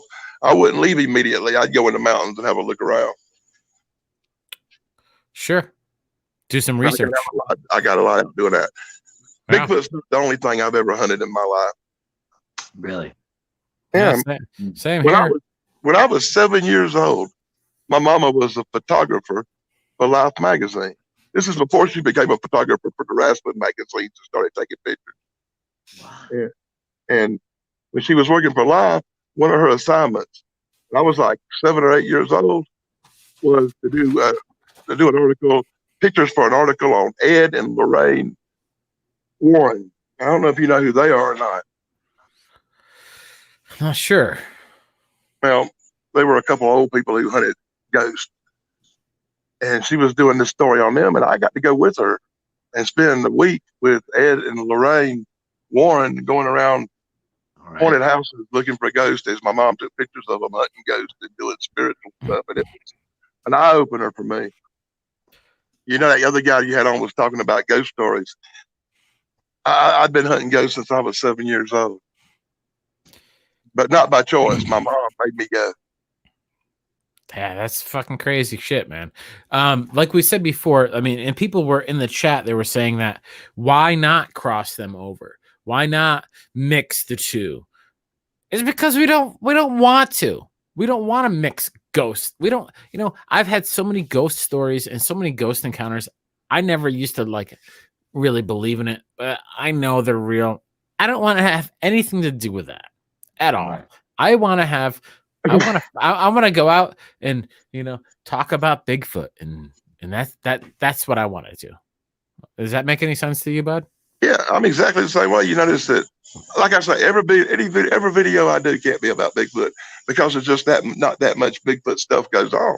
I get a sighting or two once in a while, or I'll go do a hunt in an area that I think might be hot, but very rarely do I get something I would call real evidence. I have got footprints 2 or 3 times, 4 times maybe.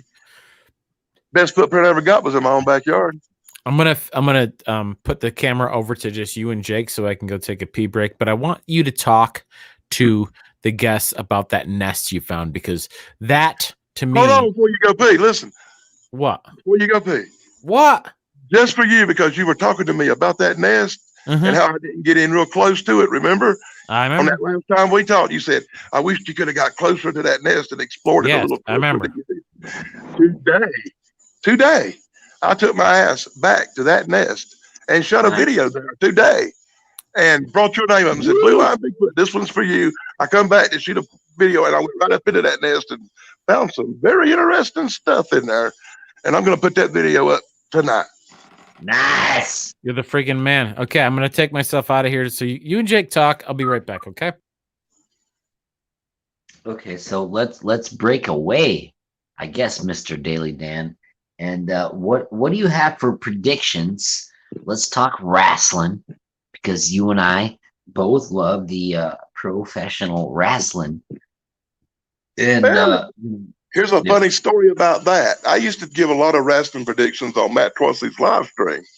Oh, I used to come on there and tell everybody who was going to win matches, and I was getting kind of popular and famous. People subscribed to me before I ever had a channel, just in case I started one day, because I was always right about everything. Really? You know what I mean? I'm gonna get me a smoke while we talk. Yeah, you got a little insight, and you think you're going to. And what it was is I had a friend, I had a connection who worked in WWE headquarters, and he was feeding me a little bit of information. Okay. And he fed me some information about the new blue cane Vince McMahon was planning to come out around Halloween. What? And a new blue cane. You might want to check my video out on the new blue cane. It's still up on YouTube, even though WWE threatened me over it. No way. And I put that video up about the blue cane, and it's got over 7,000 views, by the way. And I put that video up about the blue cane, and I told who it was going to be under the mask. And it set off a shitstorm at WWE headquarters. And the guy who was my connection was one of the few people who knew about it. And him and Paul Heyman and a couple other guys aren't in their jobs no more. They have different jobs. Then everybody, a bunch of people on YouTube stole my blue cane video and made their own about it. Unbelievable. I'm not even sure that WWE is going to do it now because of all the mess. They threatened me to take my video down. I mean, don't people have better things to do with their time? I don't know. I mean, why does it always seem to be looking at you looking at me? It's always the same. It's just a shame. That's how, I'm sorry to be programmed by those late 70s and early 80s. But I mean, what else are we going to do in these times? Dan? True that, man.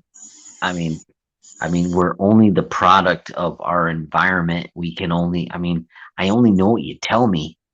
And if you're telling me all these Green Acres is the place to be, and all these other most of the time. I mean, come on. Jasha, I love you. Oh, WKRP in Cincinnati. You're my boy, Blue.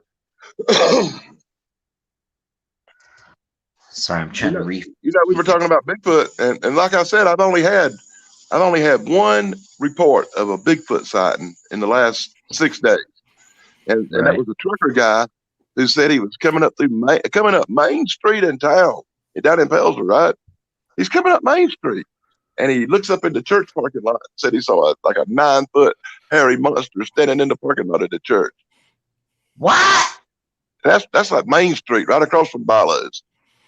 I don't know what that guy was smoking, but Harry Jesus, I wish I could have. It sounds so good. A little bit of it. So even though I had very little faith in this site, and it was the only one I had, right? So I went down and had a look around, whipped the camera out, and was going to make a quick video about the church and what somebody said they saw, and real short, quick video. I got in there and got to looking around, and you ain't gonna believe this shit. Wow. I did find a weird looking footprint behind the church. No kidding. Really? Well, really? Was it a 4-toed, a 3-toed? What was going on? Like that, just a general shape. Just you could the heat had dried up the mud puddle so bad it distorted it really bad. But you could tell something had stepped there. It could have been the truck driver taking a piss for all I know, but something had stepped there. How big was it? Bigger than my foot. I put my foot beside it in the video. I got that coming up this weekend. Okay, cool. Oh, That's the only. Like I said, that's the only one I had, so I went and checked it out. But it was 30 hours old when I heard about it. That's just amazing. You know, when you get a sighting 30 hours old, you don't expect to find nothing more than maybe trace evidence, if you're lucky. Yeah, especially with the weather down there, with the rain and everything. I mean, but the rain helps. The rain helps. It'll come a good storm at night, and it'll wet the ground up. Whatever wildlife's moving around tromps through the mud, and then when the sun comes out, it dries up the mud. When the sun comes out, then it dries up the mud. The tracks are froze right there for you to find the next day. So really, the storms help. Gotcha. No storms, dry, hard ground. They don't leave very many footprints. Dry, hard ground is the worst one to track on. You're right about that. I have a picture here of a footprint that I'm only going to be able to show you through the phone, but this is something in our area that our friend Tom, and you can see that it's weird because there's no pine needles in the footprint, but can you see that? Yeah, that's a big one. You know, actually, with that kind of curve on the hill, I've seen similar prints. I've got a video shot over in Myrtwood. It's got a very similar footprint to that, a very similar pattern. With the heel kind of splaying out to the outside a little bit? Yeah, exactly. Check my video out over there. So and when you look at that video, you'll see the same kind of footprint. Yeah. Oh.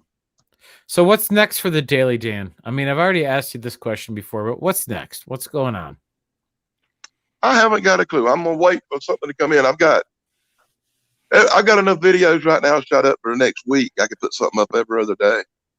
So I'm good on videos, and I've got some investigations, and I've got a very special video. It's really gonna trip people out when I put it up. I went up to where they found that dare stone. I mean, you never heard the Roanoke colony? Are you familiar with that? Yeah, the disappearing colony. And you remember they found them stones that the girl was, the Nah Dare was supposed to have carved all the way from Virginia down to Georgia. Have you heard of them? You know what I'm talking about? Well, one of them stones. What? I don't know. Okay, I got to do a history lesson. Okay, Roanoke colony disappeared. It blew him away so bad he fell out. Who? You're back. Okay, the Roanoke colony disappeared. They didn't know what happened to them. They found the word Croatoan carved on a tree. Oh, I remember that. Yeah. Okay, well, over the years, everybody's wondered what happened to them. In the 1930s and 40s, a bunch of rocks was found all across the South. When they started plowing up, cutting down forests and plowing up to make fields, a lot of stuff got found. But what they found was, I think, 52 stones supposedly carved by the lady Anna Dare, one of the people from the colony. It talks about their trip from Virginia all the way down to Georgia, where the stones were found in a row. And one of the stones were found very near where I live, in a small hidden valley here in the upstate of South Carolina. And I actually made a video where I go down to where that dare stone was found and shot a video. It's in a little hidden valley. I think people might find that very interesting. Oh yeah, very interesting. And that's like one of the subjects that are like right on the same vein as all this cryptid stuff, but a lot of people aren't talking about that stuff right now. You know, it's like almost like a lost thing. It's like you might as well be talking about like the Titanic or the Bermuda Triangle. But if you have something cool and fresh about the Roanoke mystery, that would be amazing. Okay. I want you to both of y'all take out ink pens right now and paper. And if you don't know this, write this down. Scott Walter. I think he spells it Wolter. Uh-huh. Scott Walters, America Unearthed. And this guy will show you things in this country you never knew were there. What, really? You can find most of the episodes of this show on YouTube. Wow. And this is some right off the History Stat channel official stuff. Guys, we just put the link to this video chat right in the description in the chat. If anybody wants to jump on and talk to Dan about any of this stuff, come on, please. For all reasons, all being, just jump on. Don. For all reasons. Holy damn. The reason I look so bad tonight is I just come in from shooting videos when I got the word from Jake we were going on tonight. I didn't really have time to clean up all nice and pretty. Oh, nice. You look hot as hell to me, Dan. I tell you what, bud. You look great. That's what my lady said. You look great. The scruffy, smelly, but in the woods look. We have the love of the Von Erichs in world-class championship wrestlings in our heart. You know, we grew up on that sort of stuff. And also the Von Erichs rule, baby. Von Erichs for life, man. I met Kerry Von Erich back in Georgia back in the 80s. Sportatorium, come on, man. If you grew up in the 70s and 80s, you knew what the Sportatorium was, and you knew about a myriad of other things. Anyway, like we're just happy to be here with all of you, 31 people, our friends and family in the chat. We love you. Thanks for dropping in. What is that? In all caps, no less. Boom, baby, boom. And now, if anybody here hasn't gone over and checked out what Dan's doing, for the love of Pete, just go check out what he's doing. I mean, if you like the BLB, you'll probably like what Dan is doing. It's fun, it's interesting, and what I like about your videos, Dan, is you keep them short. They're short. Yeah. There's no editing. They're there. You watch them. It takes a couple minutes. You see what you're doing. They're interesting. They're fun. They're informative. And then they're over and you can go on with your day. Not like a lot of the other stuff on YouTube. Like with me and Jake, I mean, we were at first thinking, okay, we'll put a 10-minute video up. Oh, we'll put a 15-minute video up. Right now, it's a minute. It's at 1 hour and 42 minutes and 29 seconds. We're still going. What? All right. That's impressive. Look at Bomber. Bomber is always got everybody's best interest. She's just such a freaking solid. I want Bomber to come on our show, Jake. I want Bomber to come on our show. You know, I want Andy Gone Fishing to come on our show. The moderator. There's people. I want Meg Gadsky to come on. Just don't get that one guy we talked about. Would never do that. Yeah. I'm not even going to bring him up. We're not going to do it. We're not going to do it. Not giving that guy no publicity. No, hell no. Not him. But, you know, there's people out there. What Mogion Monster is doing. But if you watch my videos, you will hear me trash the guy we're talking about. And Brother Man, you're welcome to do it on your channel. And we don't. The thing is, we have our personal takes on stuff behind the scenes. Me and Jake might talk about somebody here and there about whatever, but we'll never do that here. We just won't do it. I put not to either. It's just because I wouldn't want somebody to do that to me. You know, I have my own. I have my own thing. I have my own way I do stuff, and I just want to have fun. You know what I'm saying? Oh, sugar. Jake, what are you doing? I'm not here. Bomber is one of the matriarchs of the BLB. She's been there from the very beginning. Back when me and Jake first launched, Bomber was always coming on to our videos telling us to stop swearing. And it was always funny because I was just like, too late, because they're already, all the videos are loaded.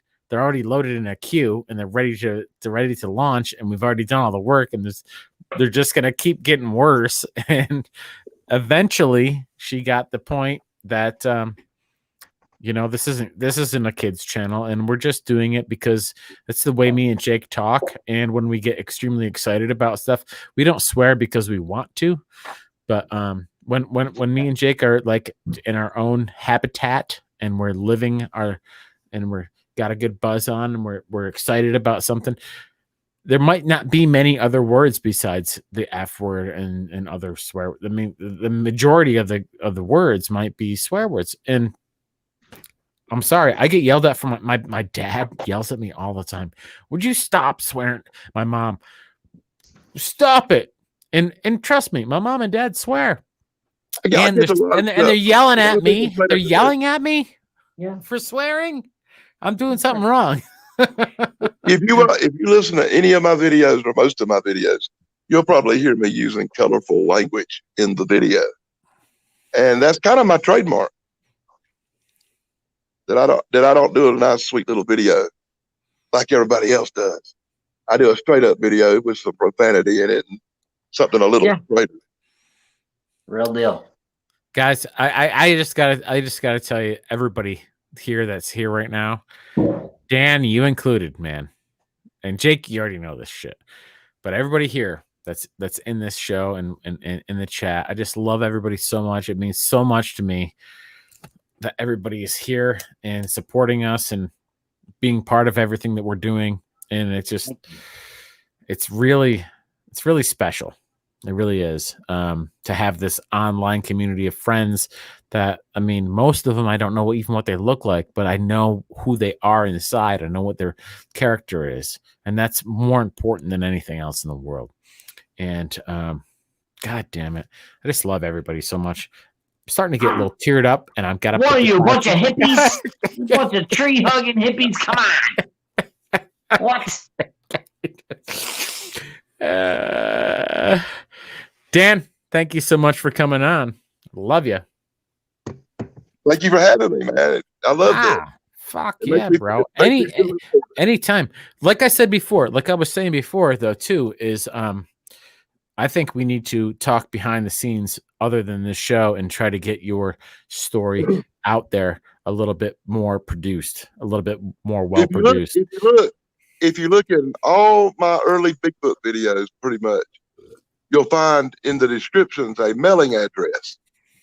Drop me your mailing address in the mail, and when I get it, I'll send you back my mailing address at my house and my phone number, so we can go back and forth and actually talk on the phone.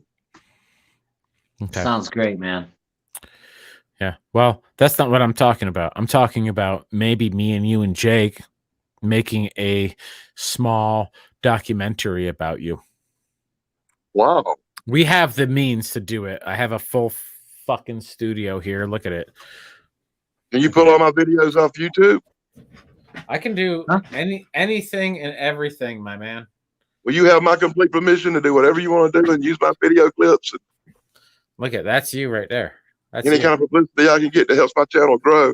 Because I'd actually like to get it to another subscribers where I can do a live stream. I'd like to tell the story about you more. There's a lot about you that it goes unseen when you watch your channel. There's so much more, and I didn't know that until interacting with you tonight on our show. I had no idea, and to me, it means like let's get to know you a little bit more, and let's get to let the world know a little bit more about your story. You have a very intriguing story. I mean, you were all over the place, back and forth across the states. Bigfoot encounter when you were little. All the wrestling stuff. I mean, it's all freaking awesome shit. It really is. It really is. It's worthy of being told. It really is. Oh, it's true, Adam. It's damn true. But like told in a way you can sit down and watch like a 30-minute video of it. You know what I mean? Like sit down, popcorn. Oh yeah, look at this guy. Look at this guy. No shit. Oh, you don't say. You know, something like that. I don't know that he wants to be associated with some a couple of jokers like us, Adam. What do you think? Oh, man, I have nothing but respect for you guys. I think y'all guys are great. I love y'all's videos. I'm still watching all y'all's videos. We're cut from the same cloth as far as I mean, there's few people out there in the Bigfoot world that just don't really care, and I think you're one of them. I think we're one of them, and another one is Brian Sullivan, Duke. I really think that he's one of them too. We just don't care.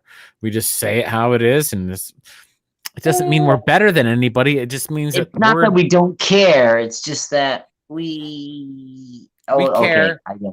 We don't care. We care, but we just. My biggest problem with people is the people around here know Bigfoot's real. They hear him. People see him. They talk about him in the restaurants. They talk about him in the bars. But nobody wants to go on camera. Nobody wants to give an eyewitness video. What happened? Nobody wants to be no part of it.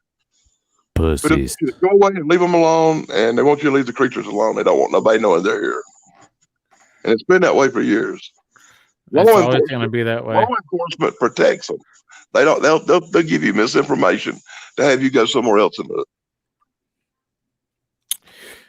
I mean, Dan, you couldn't have said it any better. That's what happens. And what Kerry Arnold is doing with the Bigfoot Odyssey is so commendable. He's putting out a family-friendly platform for just so people know about it. Okay. Awareness. Yeah. And that's like he's doing. It's amazing, and that's half the reason why we're here. And then through him, it'll lead to other channels, and some people will be, oh, this, that, thing. It'll lead them over to places like us, where we know people might believe us more, just because they can relate to us. But these guys are no nonsense. All they are is real deal. They're not messing around. They're not lying. They're saying. None of us are lying. None of us are saying fallacies. We're just saying what we saw, or saying what we heard, or saying what we smelt. And the time I smelt that creature, swear to God, I've never been scared by a smell before in my life. But when I smelled the creature, I was scared. Sometimes if the wind's blowing just right, I'll know something's around on kind of smell that's in the air. But it don't happen very often that you catch that smell. You have to be pretty close.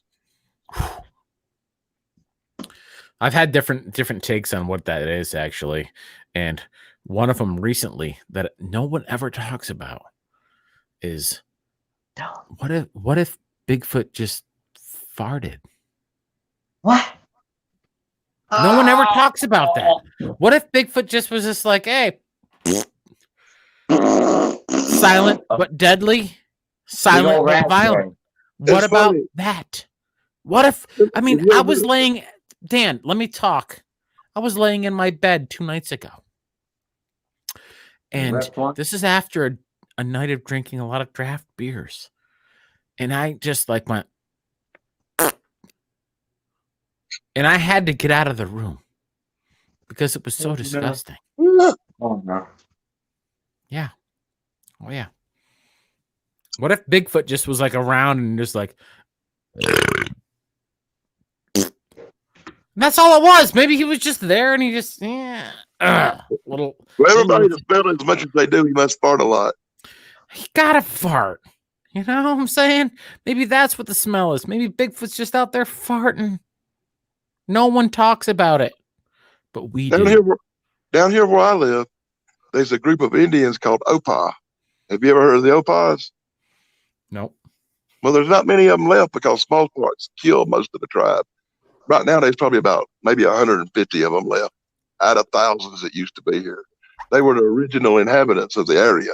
And I got lucky to hang out and know a few of them, especially the old men who stank really bad.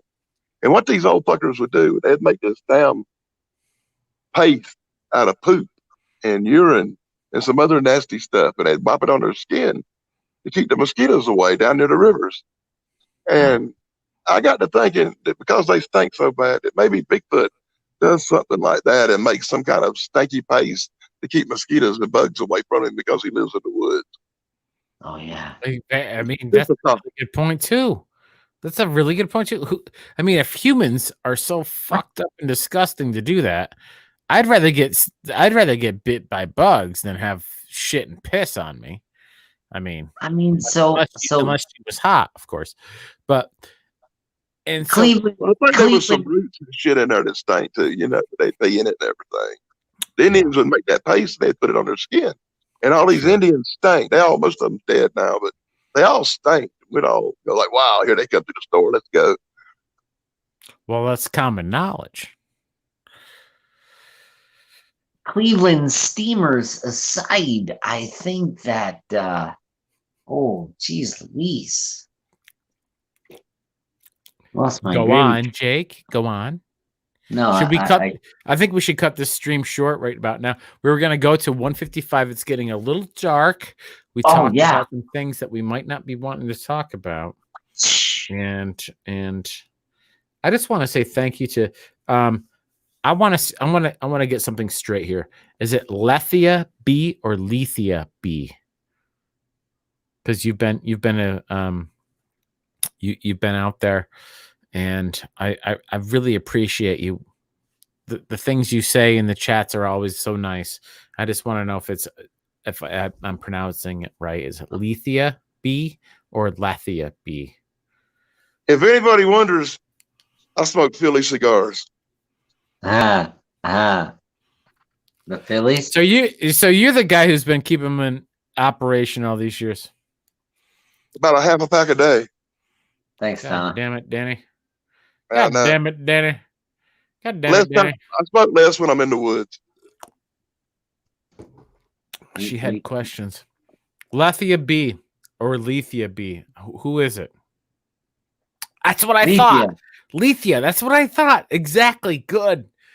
God damn it. I'm actually good at something. You're such a good.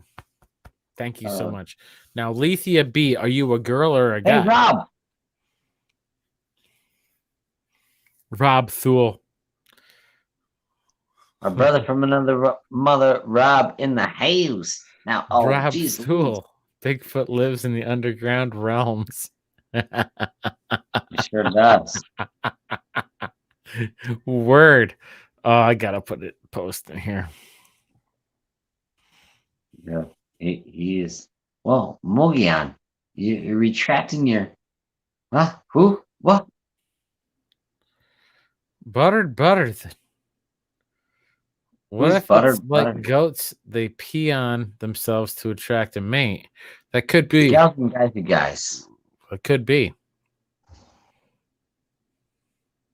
What do you think about those? Oh no, we can't. What about the new Dune coming out 2020? Are you serious? I can't believe it. Oh boy. Is it gonna have Sting in it or no? Oh God, no, please. Oh, they're all gonna be awful. Anyway, I mean, come on. If 2016 bowls and fields of gold.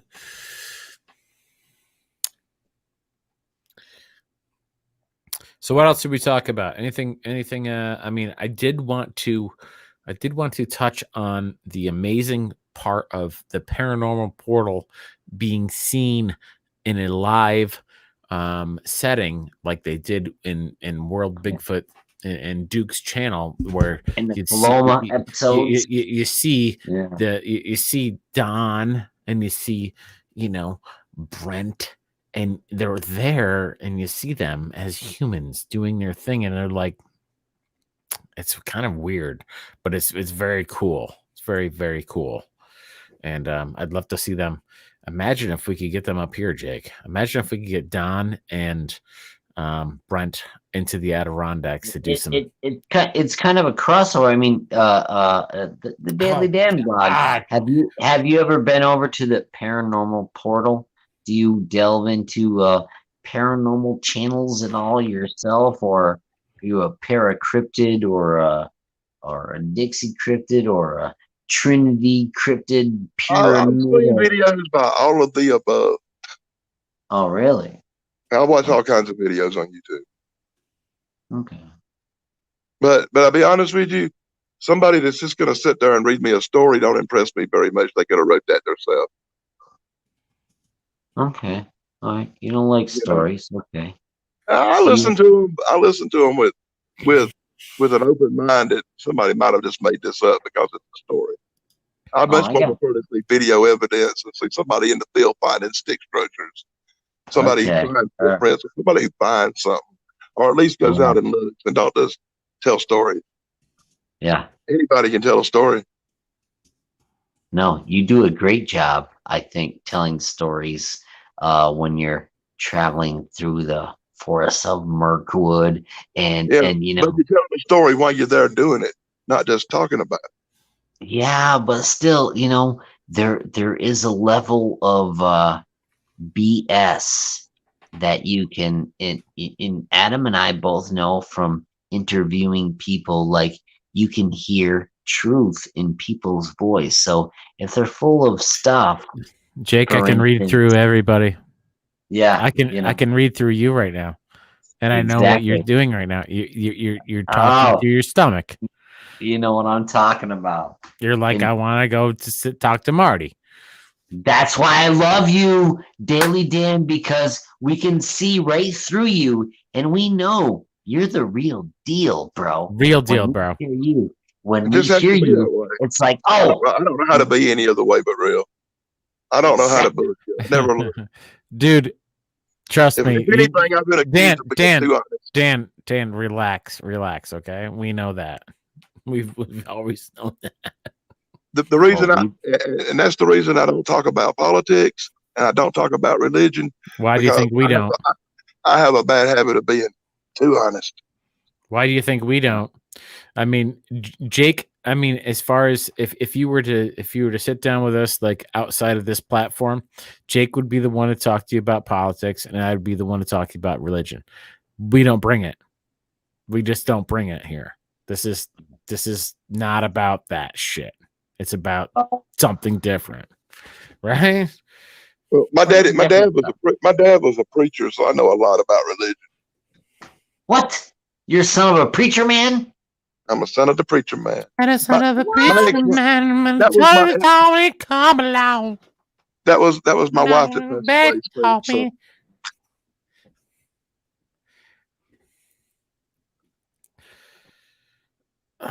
Let's see here.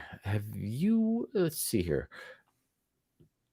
Jake, I got to tell you, it's that time of the show where I either got to take a piss or smoke a cigarette. Again? So it's up to you guys. Wait, are you serious? Yeah, Jake, it's up to you. Come on, like I'm having. Hey, listen, look at Andy Gone Fishing wants to talk about food, fishing, golf, other shit. That's what we should probably be switching over to. Dan, all righty. When's the last time you? Great. What now? What you want to get out of here? Oh no! Well, but what was you gonna say? I was gonna say you want to get out of here. Not really. It's been great. Not really. You don't want to get out of here. Like I said, I could go either way. I thought you was going to talk to some other guys about golf. And I was thinking that were my cue to skidoo.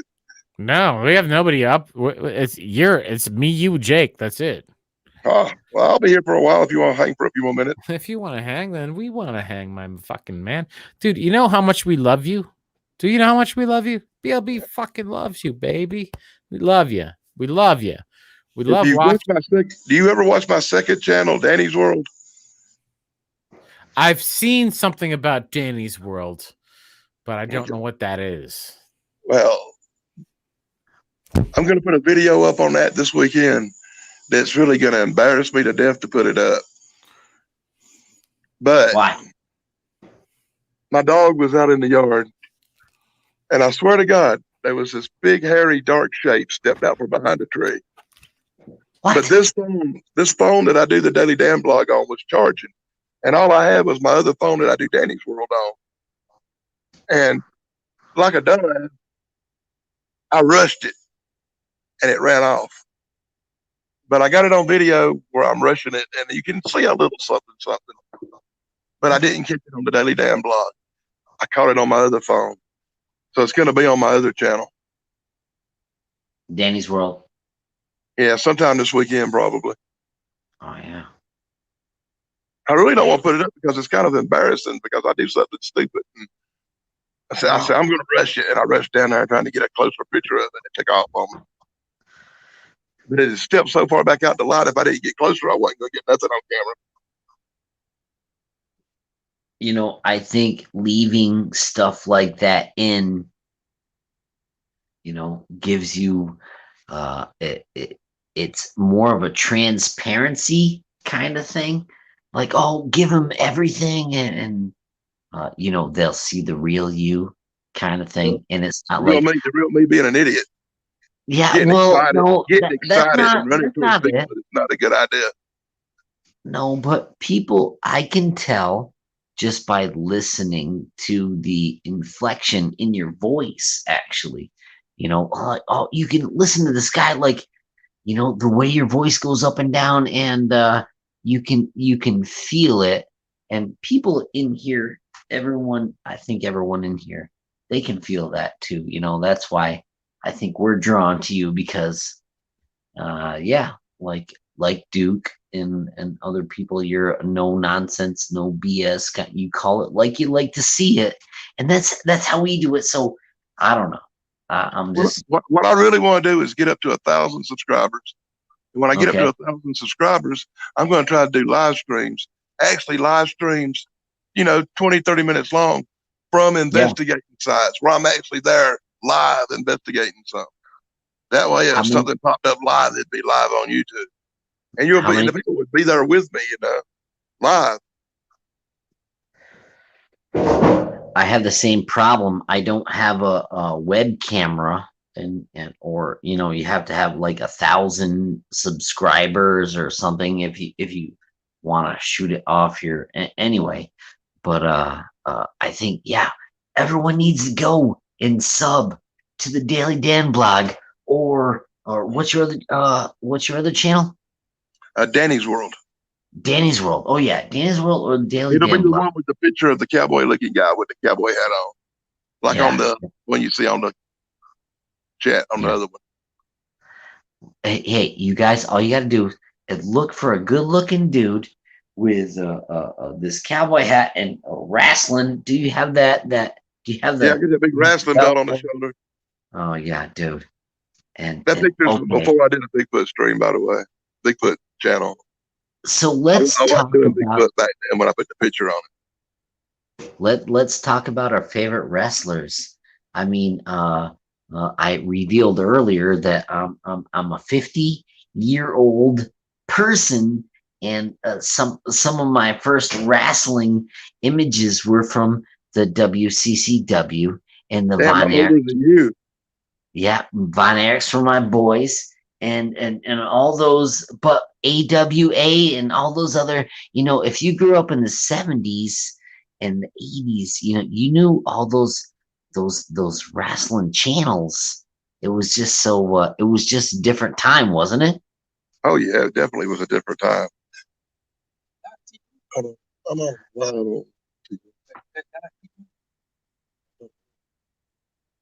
Yeah, Bob the Bullet. Come on. What, Baron von Raschke? You had all these other guys. I mean, talk to somebody. What happened when the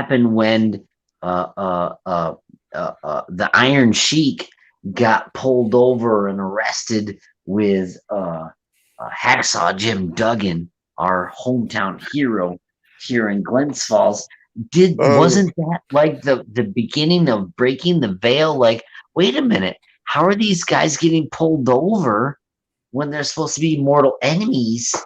You see, them was McMahon's folks. I worked for the Southern Wrestling, WCW and NWA. You know, I knew the Iron Sheik when he was in Georgia a little bit, but I didn't keep up with what went on up in the WWF back in them days. The Sheik's still relevant today. He's still like Instagramming and popping stuff off. Like, you know what I mean? Like, his English isn't that well, but anyway, here and there.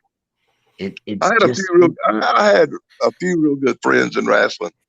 I know people talk about him a lot, but Chris Benoit was one of my best friends before he passed away. I knew him and his wife real well. They had been to my house. I'm real good friends with a wrestler named Jimmy the Boogie Woogie Man Valiant. My mama ran his fan club for years. Okay. I know Greg Valentine, and I've met him quite a bit. I worked for Ric Flair selling his pictures for a few years, so I know Rick pretty good. Fabulous Freebirds. I knew Terry Gordy really well. Me and Michael Hayes, we didn't click too much. I slapped his brother Roy one time and it pissed him off. Yeah. Guys, I just want to say again, for those of you who don't know what the BLB is all about and don't know what the difference between Mountain Stream and Reflekshunz is, this is Reflekshunz. If you don't want to see a real in-depth conversation about Bigfoot and what goes on with that, then don't tune into Reflekshunz. Reflekshunz is about having fun and talking about all sorts of different stuff. That's what we do here. That's what Reflekshunz is supposed to be. It's supposed to be a fun, all sorts of different stuff. And that's why we do it. That's why we do it. So, hey, you know, when you see a thing pop up Mountain Stream, and if that's in your vein and you know you're gonna get some quality, you know, nothing but Bigfoot Mountain Stream, go for it. But when you see Reflekshunz come up, it might be just Reflekshunz. And you know what? I think it's every bit as good as Mountain Stream. It's just different. I like it too. I really do. Where you can talk about just anything that's on your mind. That's what it's for. That's what Reflekshunz is for. You know, I remember one time back a little while ago.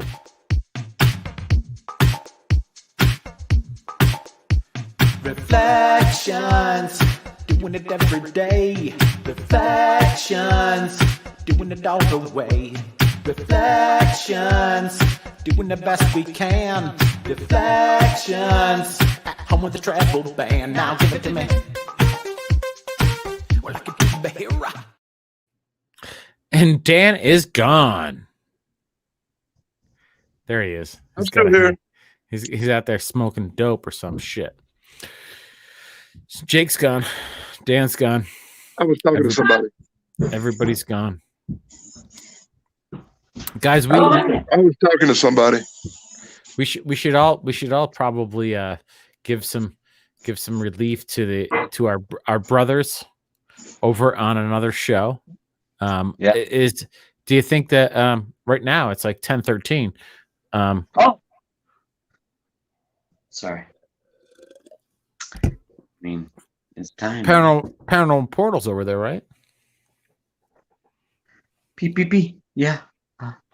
I think it is. Let's go over to Paranormal Portal. Dan, hey guys, I'm gonna call it a night for tonight, y'all. And when y'all do that Bigfoot stream again, let me know, and I'll come on in and talk Bigfoot with y'all.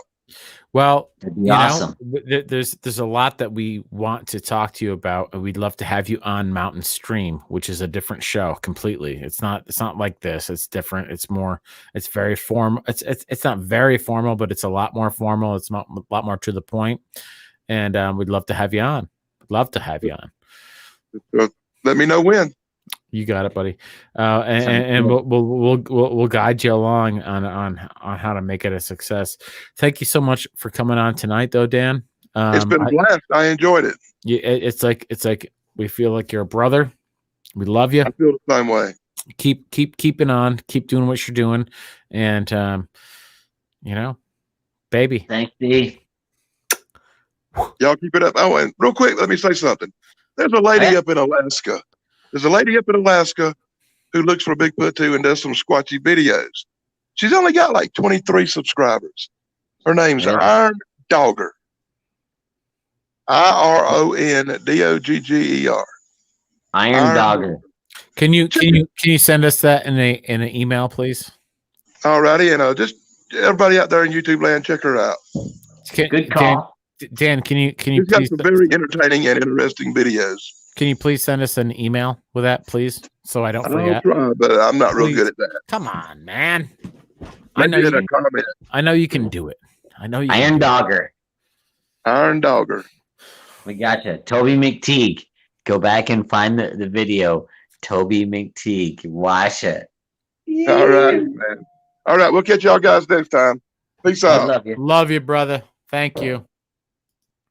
Thanks. Adam, what is going on? I can't believe tonight's show. We're going to be switching over to Paranormal Portal. It looks like that we got night terrors happening. That's what's we gotta get out of here. We gotta get out of here. Let's get out of here. Okay. We gotta get out of here. Gotta get out of this place.